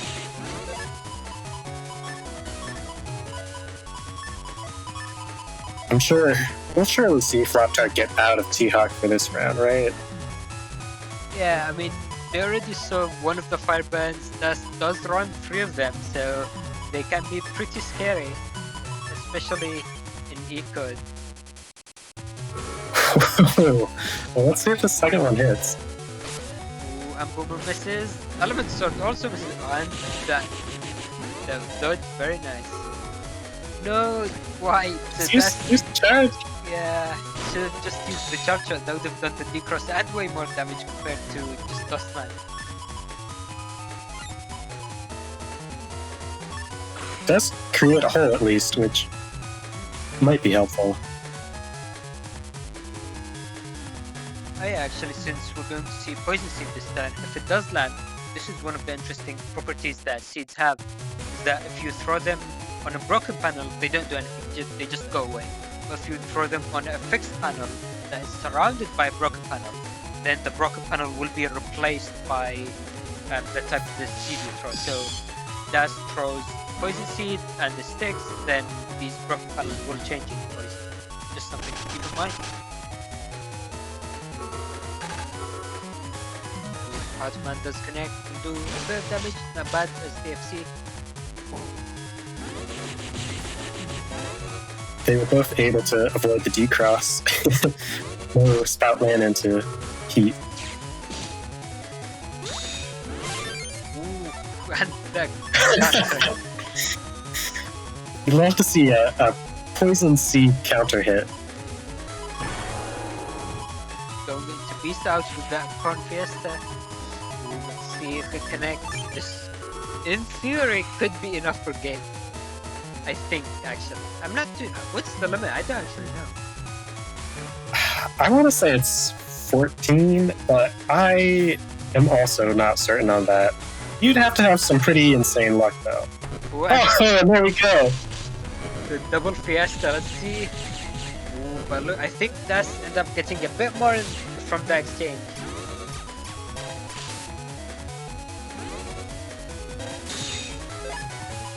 And the recovery from grass panels is actually pretty decent. So one interesting thing to note about that is that the recovery from grass panels decreases as your HP gets lower. So they clearly learned from the previous games where Tomahawk, I think it was Tomahawk, or one of the grass souls or crosses, whatever they were called, was basically keeping people alive infinitely. Oh yeah, that was rough. I think, what was it, Wood Soul? Sanctuary being dropped, so both sides taking a bit more defense. Though I guess in terms of the traps in this pool, you can't really call them defense, since it's more likely than not that it's an element trap. And the exchange confused makes it a bit difficult for Dust to connect these buster shots. Let's see if they'll actually do it. Ooh, The invis. very nicely timed, just barely surviving. They need to be careful about not stepping into the poison seed accidentally though. Getting a little bit of health back to trigger that undershirt again is maybe gonna change the match. But we see hiding behind a wind on Sanctuary is pretty safe. Ooh, so one thing you might be thinking is that, oh, now Flop Tart will for sure get Dustman and get that big punish, but not only does Flop Tart not run Dustman, but Dustman is actually not even breaking. So if Dustman connects on Flash Cross, we didn't even do 2x damage.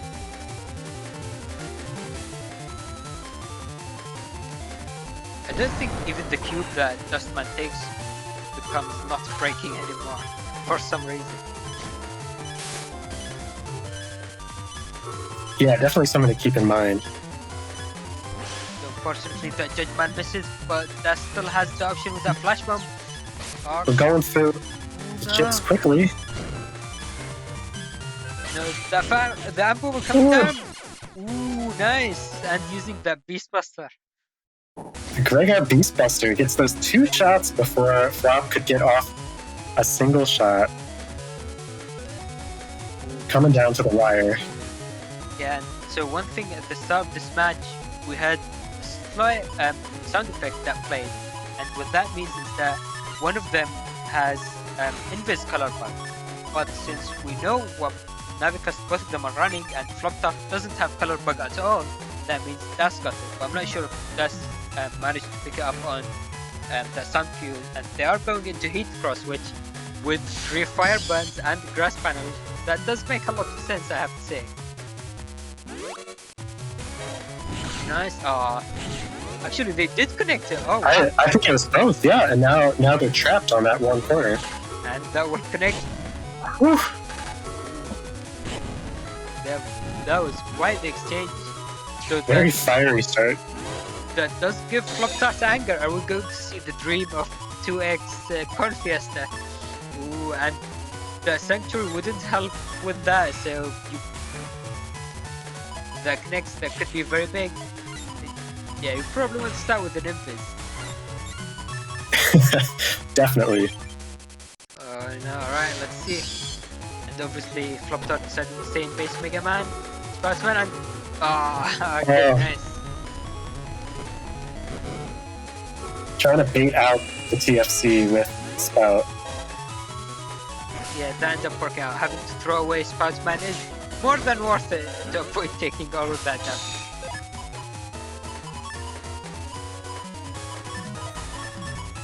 Now Das has their own contest, but they are deciding to use the area grab maybe to try to confirm the area, and since if Flop Tart steps up, they can completely avoid it.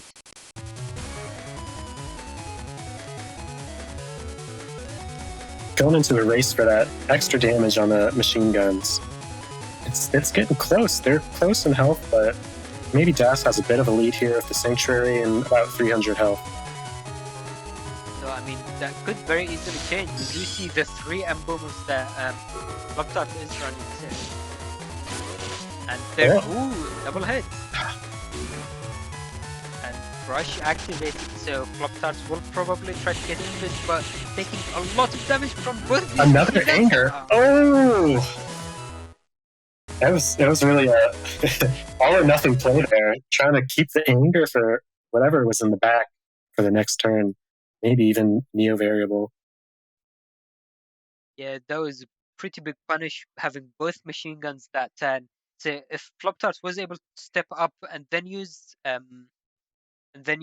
rush, then maybe they could have taken one less hit from both machine guns.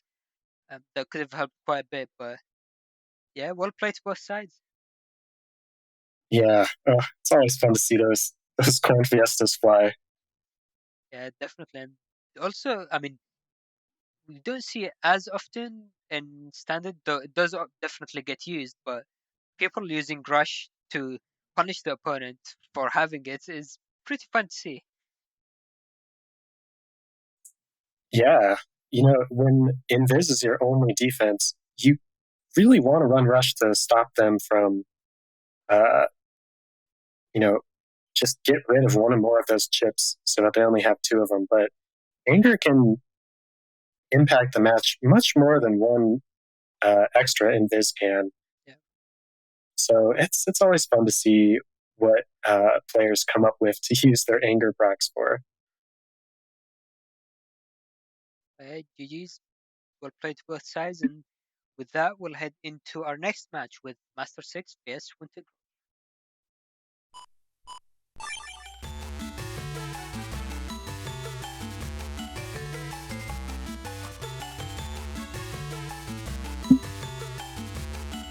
So we see here, I think that we looked at Master 6's Navicus before. We have the shield, which is my personal favorite, as well as some solid buster stats and super armor and 500 health. So, pretty balanced build as well, but no cuss. And then we're looking at Wintegrals, which has a lot of fun stuff in it too. This is actually a shield versus shield match, so I'm excited to see who utilizes shield the most. But Wintegral also has that float shoes that we've seen be very influential, as well as Tango, which I think this is the first time we've seen Tango, but Tango is an interesting chip, interesting Navicus part, especially for the 5x5 category of Navicus, because it gives you a 300 health heal and a 100 health barrier, a yellow barrier, when you're in the danger zone of health. So it's kind of padding your health, but in a way that, the normal rectangular blocks of health don't always match up. And it lets you really get a lot of Navicus programs in. You see all 5 solid pieces there with shield, float shoes, Tango, undershirt, and super armor, as well as a couple buster stats. Yeah, I mean, the recovery and even just having the extra barrier can be really huge, especially as we've seen before, doing even just 100 damage.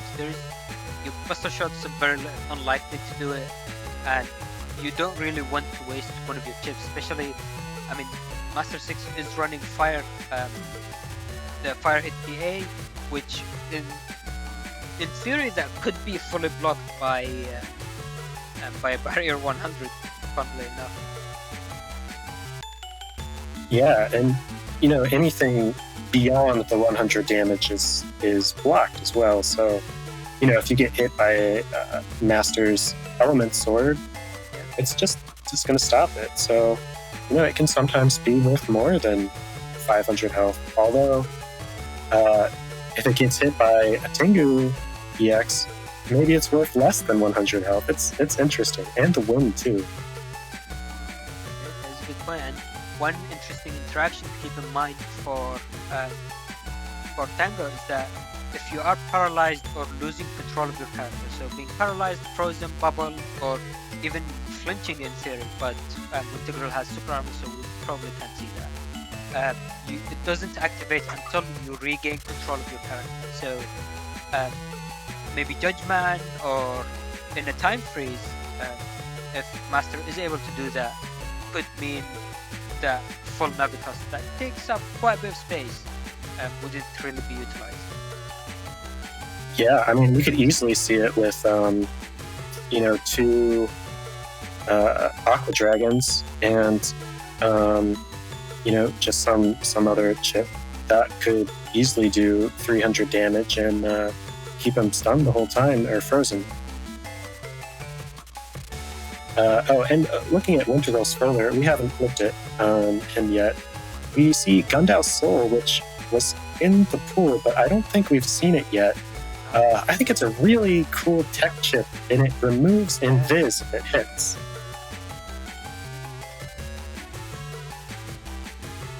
Yeah, I think it's going to be pretty interesting to see how well they can use it. So, especially with the Poison Seed, maybe, which does do tick damage, and Master isn't running Flowtube. So, if Wintegral is able to confirm Gandalf Soul 1, that could actually be quite a bit of damage. And yeah, those double area grabs or triple area grabs could easily make it happen. The other thing to point out is that we do see double point and Navi +1. So double point does have a few options that it could go into. So it could be Risky Honey, Machine Gun, I mean even Spoutman, which does get some value, but it's not too great. But unfortunately, I'm not too sure if Wintegral assumed that Splashman and Judgman also will get the Kunai and Books boost as we've mentioned before, which unfortunately they don't. So that might have been a bit of a waste, but I mean, who knows? We'll see how it plays out. Spouseman +40 double point could be quite a bit of damage, especially on a on a Firecross. Yeah, and we've seen how many ice panels seem to just crop up, so... Yeah. Alright, I believe that's pretty much everything. Let's head into the match and see how they both play out.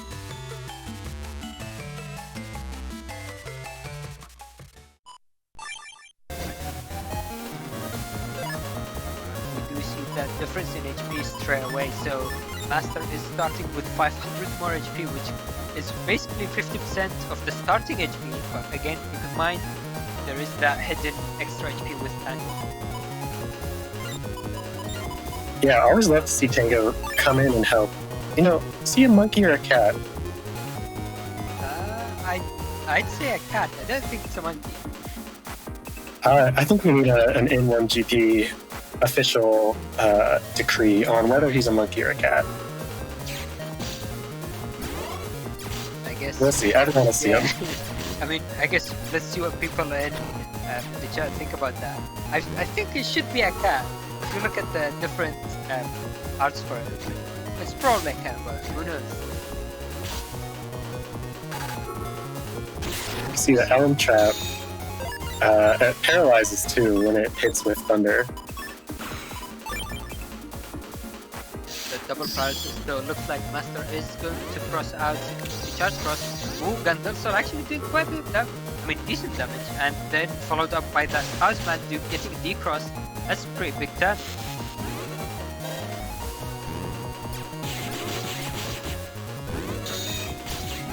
A little bit of shield use. I don't think we mentioned it, but I believe that both of these are new players to the scene as well. So it's always fun to see some newcomers face off against one another. Yeah, that's actually a pretty good point then. Looking at Master's hand, looks like there are lots of options. They don't really have too much. There's these two element sword, but there is no way to gain elemental advantage on the field. They were considering going into Beast out, which since they are null chips, they can chip charge them. But looks like they just took one of them, maybe to throw away, then cycle through their folder a bit more.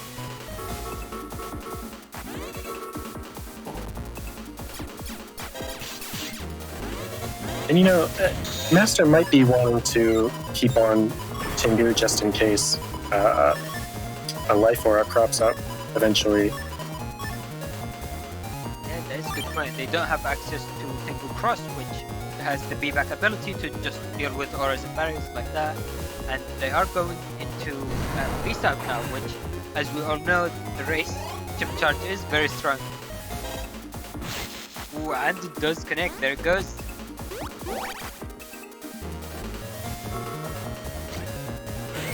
So I have to say, now that I'm seeing Tango again, it does look quite a bit like a small monkey. I mean, I'm on your side. I think it's a cat. But, you know, seeing it every once in a while makes you wonder.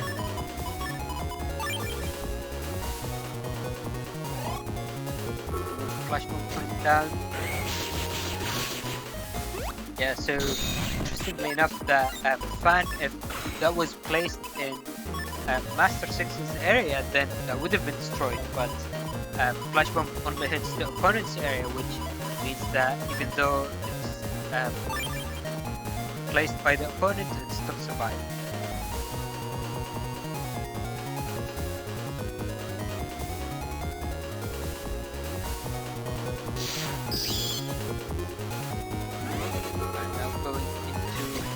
Nice, so going into Electros and then that fan actually blocking the blast man. Though unfortunately Master wasn't really able to move forward to try to connect with that beast chip charge, so they just decided to remove the fan.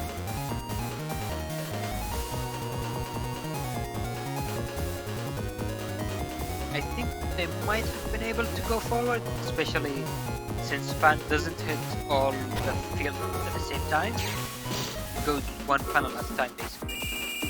Ooh, and the Aqua Dragon will instantly deal with these holy panels, which is going to be very nice, or at least most of them. Yeah, a definite good way to deal with holy panels is that Aqua Dragon. There's just so many ways to deal with holy panels in this this week's chipset.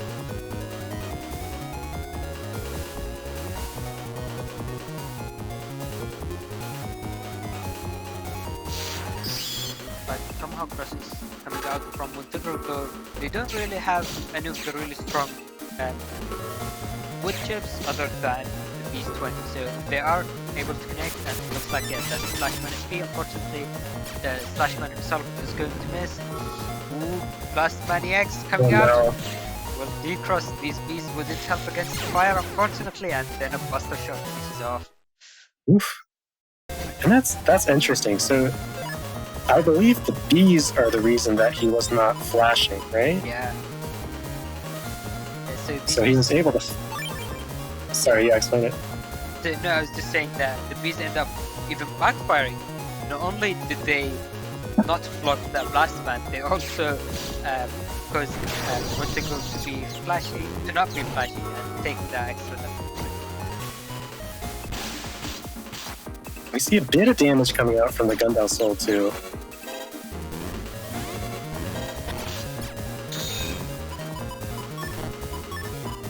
And a bit of panic shielding just to try and catch a chip that may or may not come out before the end of the turn.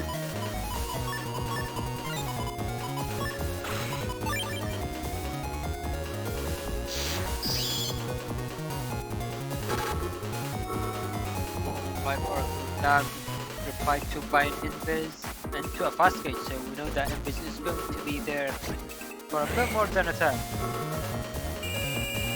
And ooh, nice. Column coming down. This field arrangement is looking pretty rough for Master, so they don't have much to move to, and obviously holy panels, though thankfully most of these holy panels should be dealt with.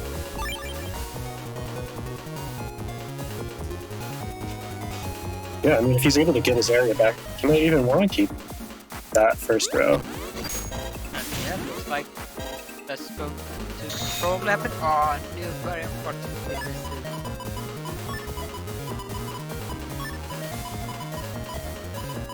Issue 2 of the buster ups for Master, which are going to be pretty nice, allows them to go through their folder a bit more.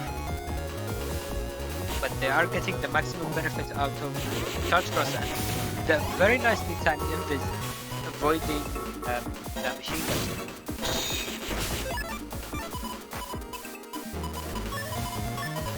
He has the PA in hand, but I think he's trying to go for the D-Cross first. Yeah, probably pushing them away from these holy panels. Let's see if their plan works out. We still haven't seen the Dust back B yet, opting to just kind of make the area a lot more difficult to play around. Coming down, so not quite in time, and there goes the D-Cross. Very nice. Oh, okay, so I was going to say very nice Wintegral decided to stay in place and not step back in case they lose the area. But to be fair, they just use an area grab, and that refreshes the area time.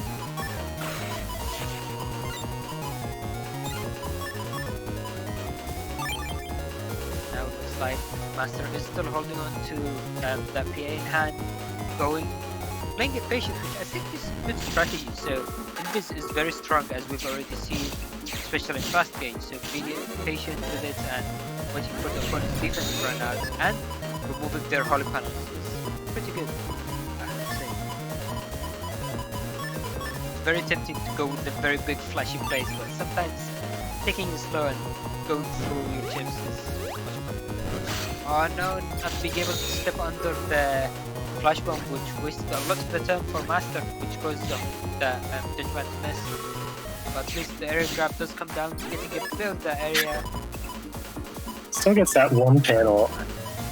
I don't know if he would have had time to charge up the Charge Cross charge to go invulnerable for the flash bomb, but that might have been another choice. He knows it's coming. I don't think they can avoid it though. Oh, trying to shield it. Still gets the anger though. Yeah, I think it's pseudo breaking. I think so. Because that shield timing looked pretty close. It did. Now let's see what comes out of the anger. Oh, that poor flash bomb. Denied by the freeze. Oh, and it connects anyway. Spoutman with both of the Navi plus 20s on it as well. Ooh, okay, barely avoiding.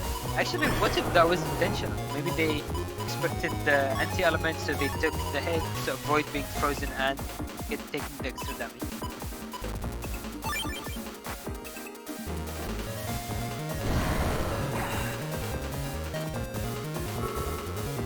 Judgment coming down, unfortunately missing though. And last man in hand, let's see if it connects. Ooh, Fanfare. Oh, Fanfare was still in effect, so that will unfortunately miss.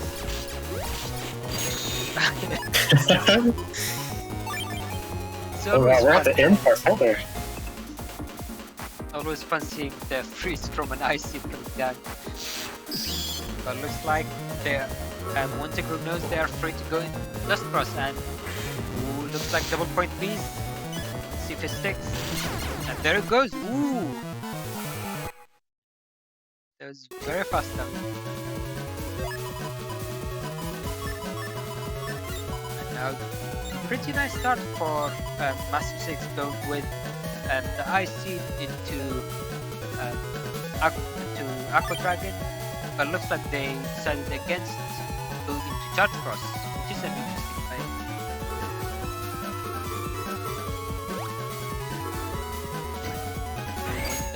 Done very quickly, and double counter it though. Yeah, it looks like nice. So Master ends up avoiding the mash, which is similar to how Rush works. Being paralyzed for long enough, doesn't matter what source it is, will give you anger, and Element Trap is a pretty nice choice. Unfortunately, just one part off of that PA for Master. Yeah, and we've seen that Element Trap ×2 do a lot of work in these matches with that Sanctuary Life Aura as well.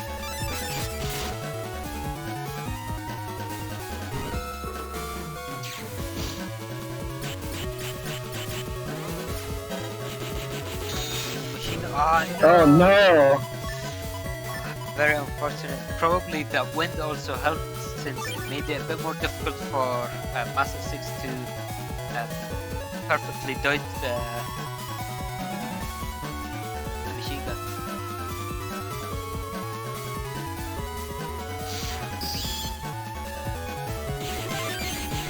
Ooh, another counter. So let's see. Ooh, double point. That's going to confirm the golem hit, but could be scary for bees. Okay, that was almost very close. We already saw how much bees do. Let's see. Oh, a little too early. That's very unfortunate. And I don't think we can see it here because of how the barrier sprite works, but I think Wintegral still has their barrier 100, so unfortunately the Blastman EX will end up being thrown into that, which would be pretty rough.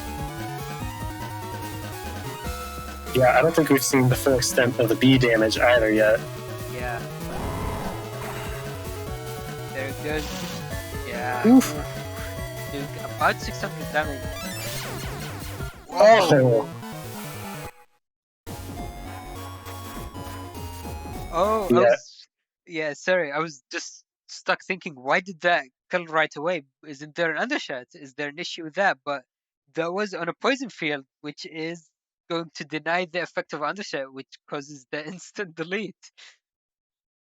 Yeah, we've seen Poison Field do a lot of work, get a lot of deletions this week. Yeah, I mean, I think Poison Seed is pretty underrated. Even in standard, we do see people running it occasionally, but it's not used that often.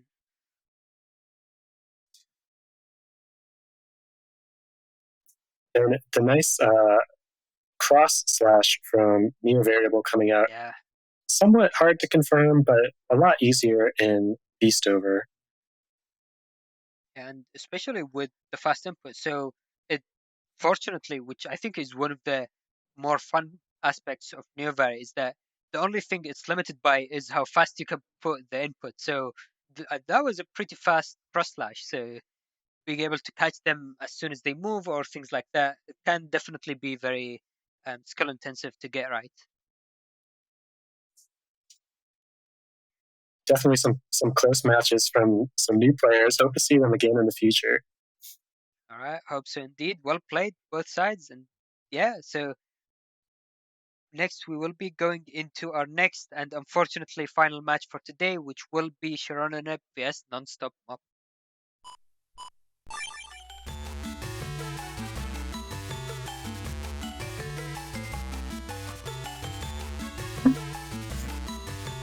So we've talked about Shirona's Navicust before, but for a refresher, it has one cust, so you start with cust 6, but it also has that poem that lets you cycle through the emotion state, letting you get those 2 times procs every once in a while, but also sometimes putting you at disadvantage by not being able to beast out. Nonstopmop, however, is running a kind of balanced build as well, with only 1200 health. That was the first thing I saw. 1200 health is a little low, but they have first barrier to help out a potential dust T-cross, or just any chip really is going to get blocked by it, especially with the lower buster stats overall. I mean, so you highlighted the HP plus 200, which unfortunately, I mean, especially in standard where you can much more easily use the higher parts with the more area. But even now, you can see it's one more space, a single block away from getting 100 extra HP. But looking at Nonstopmop's Navicust, they also have both of these green and both of these blue parts with that charge max. So I don't think they would have had an easy time trying to fit all of that in while avoiding these bugs, which can be very bad. So yeah, definitely trying to avoid custom bug and warp step here, as well as keeping rush. So it's a compact but intentional Navicust for sure. Yeah, so going on to their further, we also see them running Time Bomb two of them in fact, but they are on the same code. So looks like I think this might even be the first folder we see without a PA. I'm not too sure. I think you're right. So we see the time bombs, trees in C code, as well as the risky handies. So I think that's going to be pretty interesting.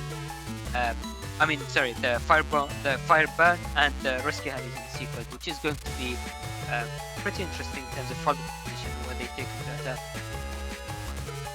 Yeah, and we see some in code. We've seen some in code before, but this time we're not looking at the in boomers. We're looking at the time bomb threes. Especially if the two Dustman, you can either get the damage from the time bomb or get the damage from the Dustman, and it will both be a pretty good chunk of damage. And we see that two Ice Seeds, which will help set up for the Element Swords as well, and the two Spoutman. So we're seeing a lot of Navi and just regular chip combos here in Nonstop's folder. Yeah, and though one thing to keep in mind is that they don't have any cursor chips, so going against Dust Cross could be potentially annoying, but thankfully they are going against Gregor in this match, so no Dust Cross to worry about. Yeah, and we've seen Shirona, but we also know that those time bomb pluses can be devastating. We have two Dustmans on Nonstop side, so maybe we'll see a little reversal there. But also Shirona has that double custom, double colored bug. That might make the start pretty hard as well. Alright, well, let's see how it plays out. Currently, my dream for this match is having two time bombs at the same time, and both of them being taken by Dustman, so we'll see if that goes through. It's definitely a possibility. Alright, let's head into it.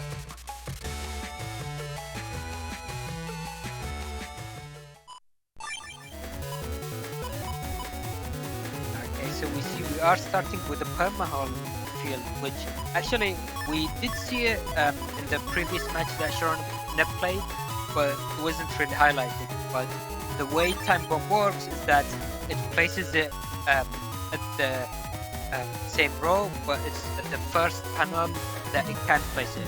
So in theory, if you have the holy panel and your opponent standing behind it, and the panel behind that is empty, then you could put that time bomb at the very end, which I think in standard or even mod cards can be interesting with people running double shots, which is also very rarely seen. But obviously we don't have that setup for this sport. And starting with green invis, unfortunately that means Nonstopmop will have a bit of a hard time dealing with that first turn, and that D-cross straight away, very closely timed with that beast though. That was a Humor Proc D-cross machine gun doing 200 damage in a single hit. And we see Nonstopmop already losing that 200 HP and falling down behind even further to Shirona with the 500 HP difference now. But who knows? I mean, a single chip could very much just make up all of that difference.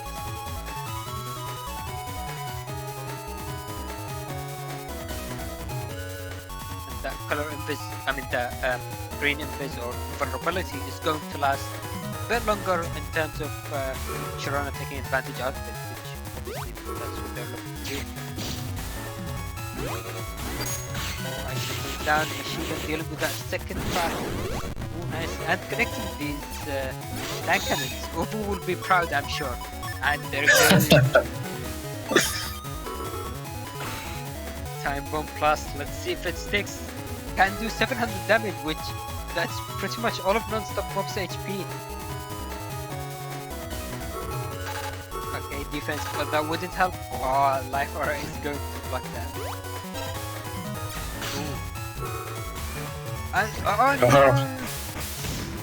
Half of the dream working, taking one of the time bombs, but unfortunately not the second one.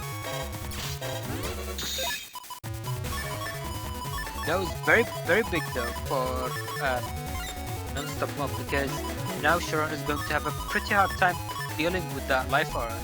It looks like they are going for a bit more defensive turn instead of trying to gamble on a 2x tank. Yeah, and I think Shirona might even need to use some of those buster ups before they're able to get rid of that life aura. Very nice DFC, saving them from the freeze, and obviously helping the damage as well. And while Nonstopmop is running Rush, there it goes, which will eat the invis. Unfortunately, Shirona does have Color Bug, which means they will get anger, but the anger will go away right as soon as the element changes. Ooh, that was quite the combo though. Yeah, a good Ice Seed that stops the Sanctuary into an Element Sword for some damage. I don't know if the Time Bomb's going to go off. I think they'll be done flashing. But there's an invis anyway. I'm not too sure about the timing either. I think it was pretty close. Ooh, Just missing the ×2. Oh, there it is. Getting rid of the life aura with humor. So the Spasman will connect this time, which will apply that freeze, and obviously Shirona doesn't want to cross, so they might. Oh no, the Time Bomb, and they are on an ice panel as well, so if Nonstopmop goes into Spout Cross, they can extend that freeze, which will be, I think, long enough for the Time Bomb to go off.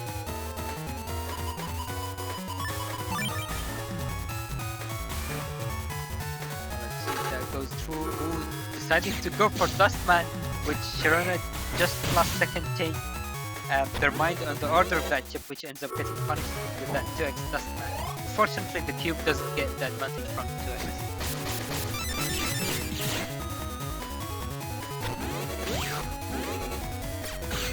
That flash bomb stage. Oh, nice, getting in sharp shots. Every little bit helps here, especially when you're this close. Now, are we going to see tank a Cannon Am bringing Nonstopmop to 1 HP? That might be where we are now. Ah, never mind.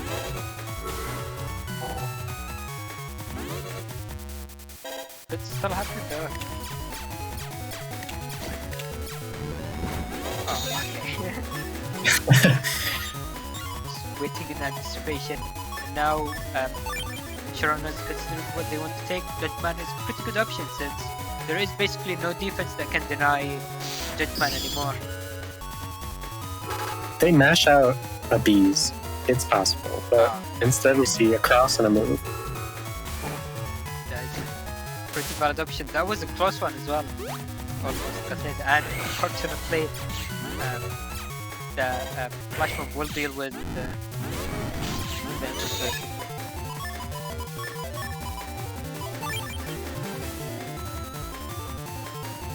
Nonstopmop's HP is getting pretty low, but so is Shirona's, and we still don't know quite what Nonstopmop still has.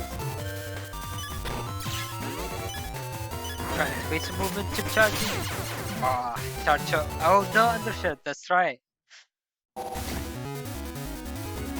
Very close into that one.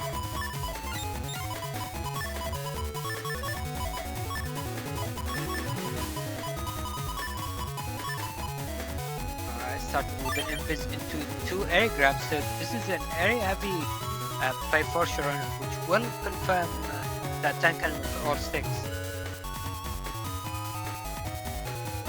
That's true, and area grab can also kind of help you out by getting rid of fast barrier if they move forward.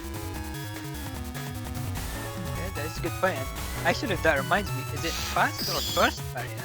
Speaking of cat or monkey. I like to think it's first barrier, but I don't know. Sometimes fast barrier comes out. So now we see, ooh, nice, being able to get into that charge shot just before the flash bomb goes off, and obviously that invis was well used by Shirona, with being able to use it in a TFC, which is one of the ways to get around Rush. And we see 2 of the bombs. We'll see the 3rd one on the next turn. Wait, shouldn't we have gotten the 3rd one already? Since they are supposed to be tagged. Unless I...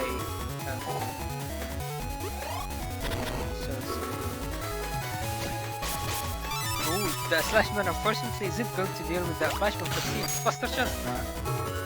Oh, nice, and the Spasman for the freeze, which should be followed up by 3-2x charge shot. Yeah, there it goes. Not too much damage, but I think it still adds up to 160 with the 2x. Okay. There is that PA now, but obviously Shirona doesn't want that to be blocked by the life aura, and they don't have too many options, so they have 4 chips in hand they don't really want to use. That was some really nice timing. Just going back on the ice panels, using that slide to get behind the flash bomb, get rid of it, and then get rid of the ice panels with the sanctuary. Very, very clean steps there. Shirona is able to land in this area grab, then Nonstopmop will be locked because of the conveyor panel. But let's see if it goes through. They took the machine gun, which is probably going to end up being thrown away. Which is unfortunate since we saw how big it was in previous games in the stream. Oh, actually, never mind. They didn't.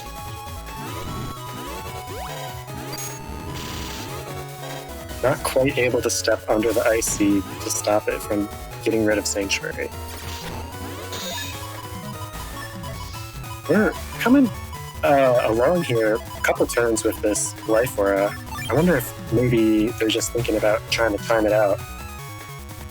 Yeah, so that is one of the outs to life aura. So the 2 main ways to deal with life aura is actually streaming. So dealing 200 damage in one hit, using a wind chip or a wind effect, and the third one, which very rarely gets seen because it takes so long, but life aura does time out after, I think it's 3000 frames, which is about 6 standard turns. I think that's about right. Yeah, and unfortunately, these holy panels for Nonstopmop make it even more difficult for Shirona to deal with this holy panel. I mean, with this life aura. I think, yeah, I don't know, it's a pretty difficult position. Maybe using, okay, there it goes. Well, we finally have Tengu. That was locked in extremely fast. I was thinking that maybe they could try to take the time bomb, use it at the very end of turn, and then hope for Tengu Man next turn. But unfortunately, there is still that dust thrust, which means they can just take it away very easily before acting. No way to deal with this sliding back and forth. But I'm gonna see it. Trying to get Buster Shots barely being avoided, and now Shirona's down to 1 HP. It looks like they are going for that PA play, but with the holy panels and being down to 1 HP, that's a pretty difficult position to do in upcoming. I mean, and non-stops and dust too. Oh, that poor PA. Alright, that will take us into a final game 3 for the stream, so and that's a pretty interesting start already. So starting with that cube field and these ice panels. Yeah, Nonstop really does like having those ice panels for Elm Sword and Spoutman. Yeah, and it does have the ice seed as well, so I mean, let's see if he can get the freeze.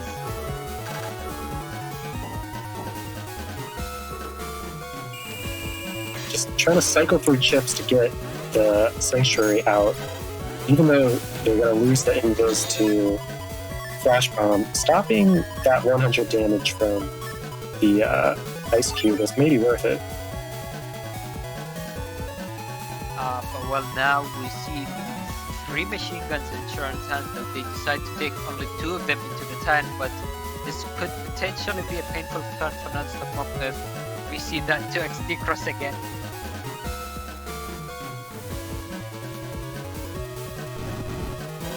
nice, using Fireband pretty strategically to deal.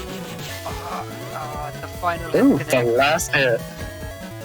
Oh no, and they also had the Spaceman. They managed to use Spaceman to freeze in the middle. That could have interrupted the animation.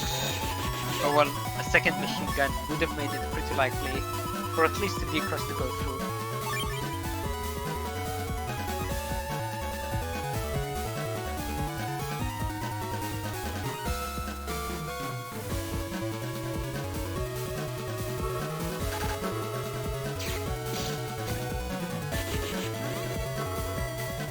Slashman will be blocked by that time bomb. Nice though. Okay, it doesn't get destroyed.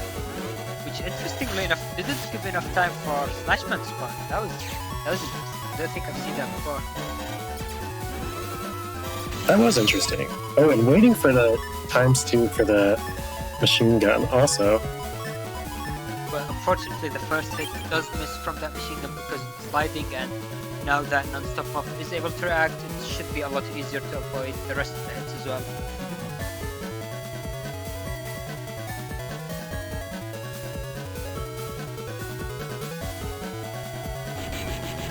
Ooh, or using bees, which is a much better option. That's getting in a bit of damage with Slashman. Their HP is pretty similar to that last man. Oh, he almost got the 2x. Let's see if another option comes through. Oh, looks like it doesn't. Very, very close now. Yeah, only 30 HP difference, and I mean, Shirona does have a 700 HP PA basically, so that could just go in a blink of an eye. If that blink takes 3 seconds. If you blink every time the time bomb stops down, yeah. I feel like I would consider going beast out here to land some of these cannons a little bit easier and get the extra damage. Yeah, though I mean, to be honest, if you're going into beast out at this point, might as well chip charge them, since that would be more damage at higher attack. Oh, and I see getting the freeze for free. Oh, nice. Oh, well, you know, we see that Humor get rid of the rifle again. And this tank cannon staring down beast out. Ooh, time bomb getting into that back panel as. Oh wow! So that's the only frame I believe this could happen. Time bomb activates. That's the pop HP. Oh, no. Very Just good. barely missing. Yeah. Now that PA, let's see if it's going to be the finisher though. Nonstopmop doesn't run undershirts, which again means that any chip that does 110 or more could be enough to game. You could have even played them out of order and maybe gotten a couple tries. Tempest coming down. There might be enough time before going into the next turn. There is that 2x though. Oh no, is it going to survive? Spiceman? No. Okay. Yeah, this is really rough. Ooh. No! If the Spaceman had been directed at the time bomb, then it would have just been destroyed. Oh my gosh. Just going for that overkill, that 1300 damage overkill with 1 HP left. What a way to go. Well, you could say they went out with a bang.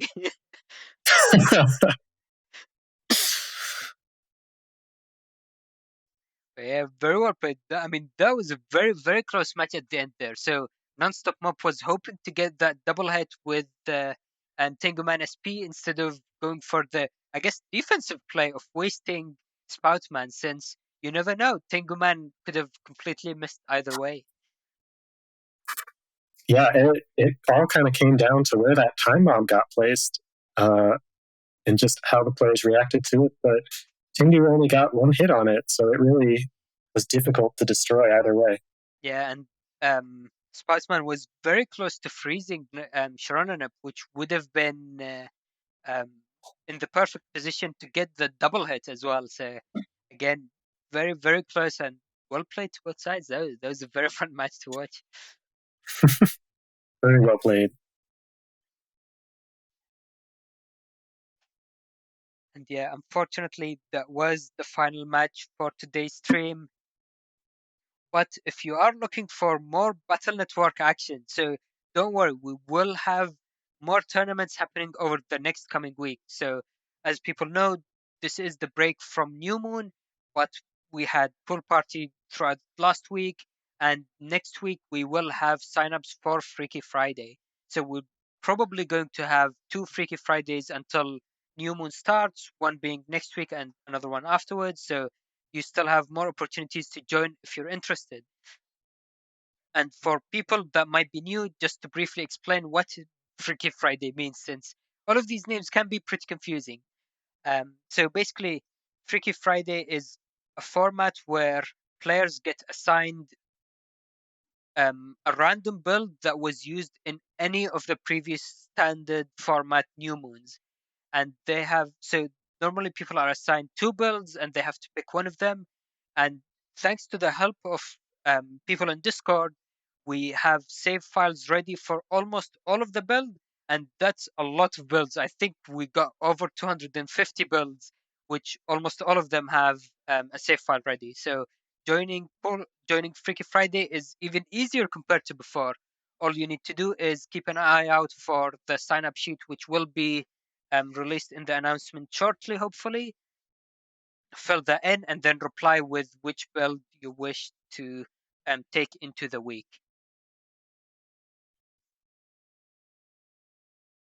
All right, and with that out of the way, this will conclude today's stream.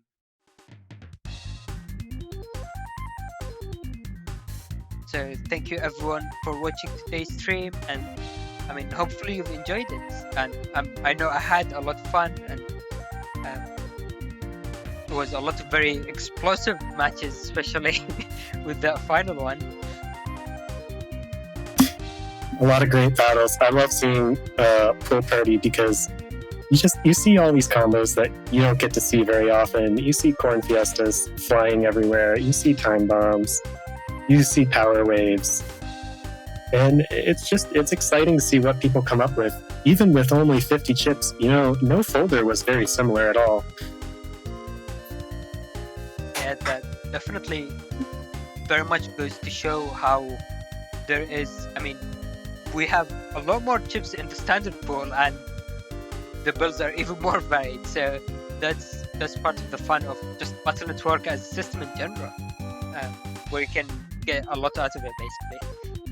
But yeah, so I mean, thank you, Shadow, for organizing the tournament and joining me on commentary today, and obviously a huge shout out to Salad for making the stream layout, which I'm not too sure if people managed to notice, but there was a special Easter egg done with the transitions and the erase man for the commentators. So if you didn't catch that during the stream, then take a look back at it and enjoy it. I thought it was very well done. Yeah, thank you, Salad, and thank you to everyone who played and signed up. We had, the most people who've ever signed up for a pool party before, so I really appreciate it, and hopefully we'll do some more in the future. All right, yeah, thank you, everyone. It was fun to have everyone here, and hopefully we'll see you all again next weekend for hopefully another stream. Take care and goodbye.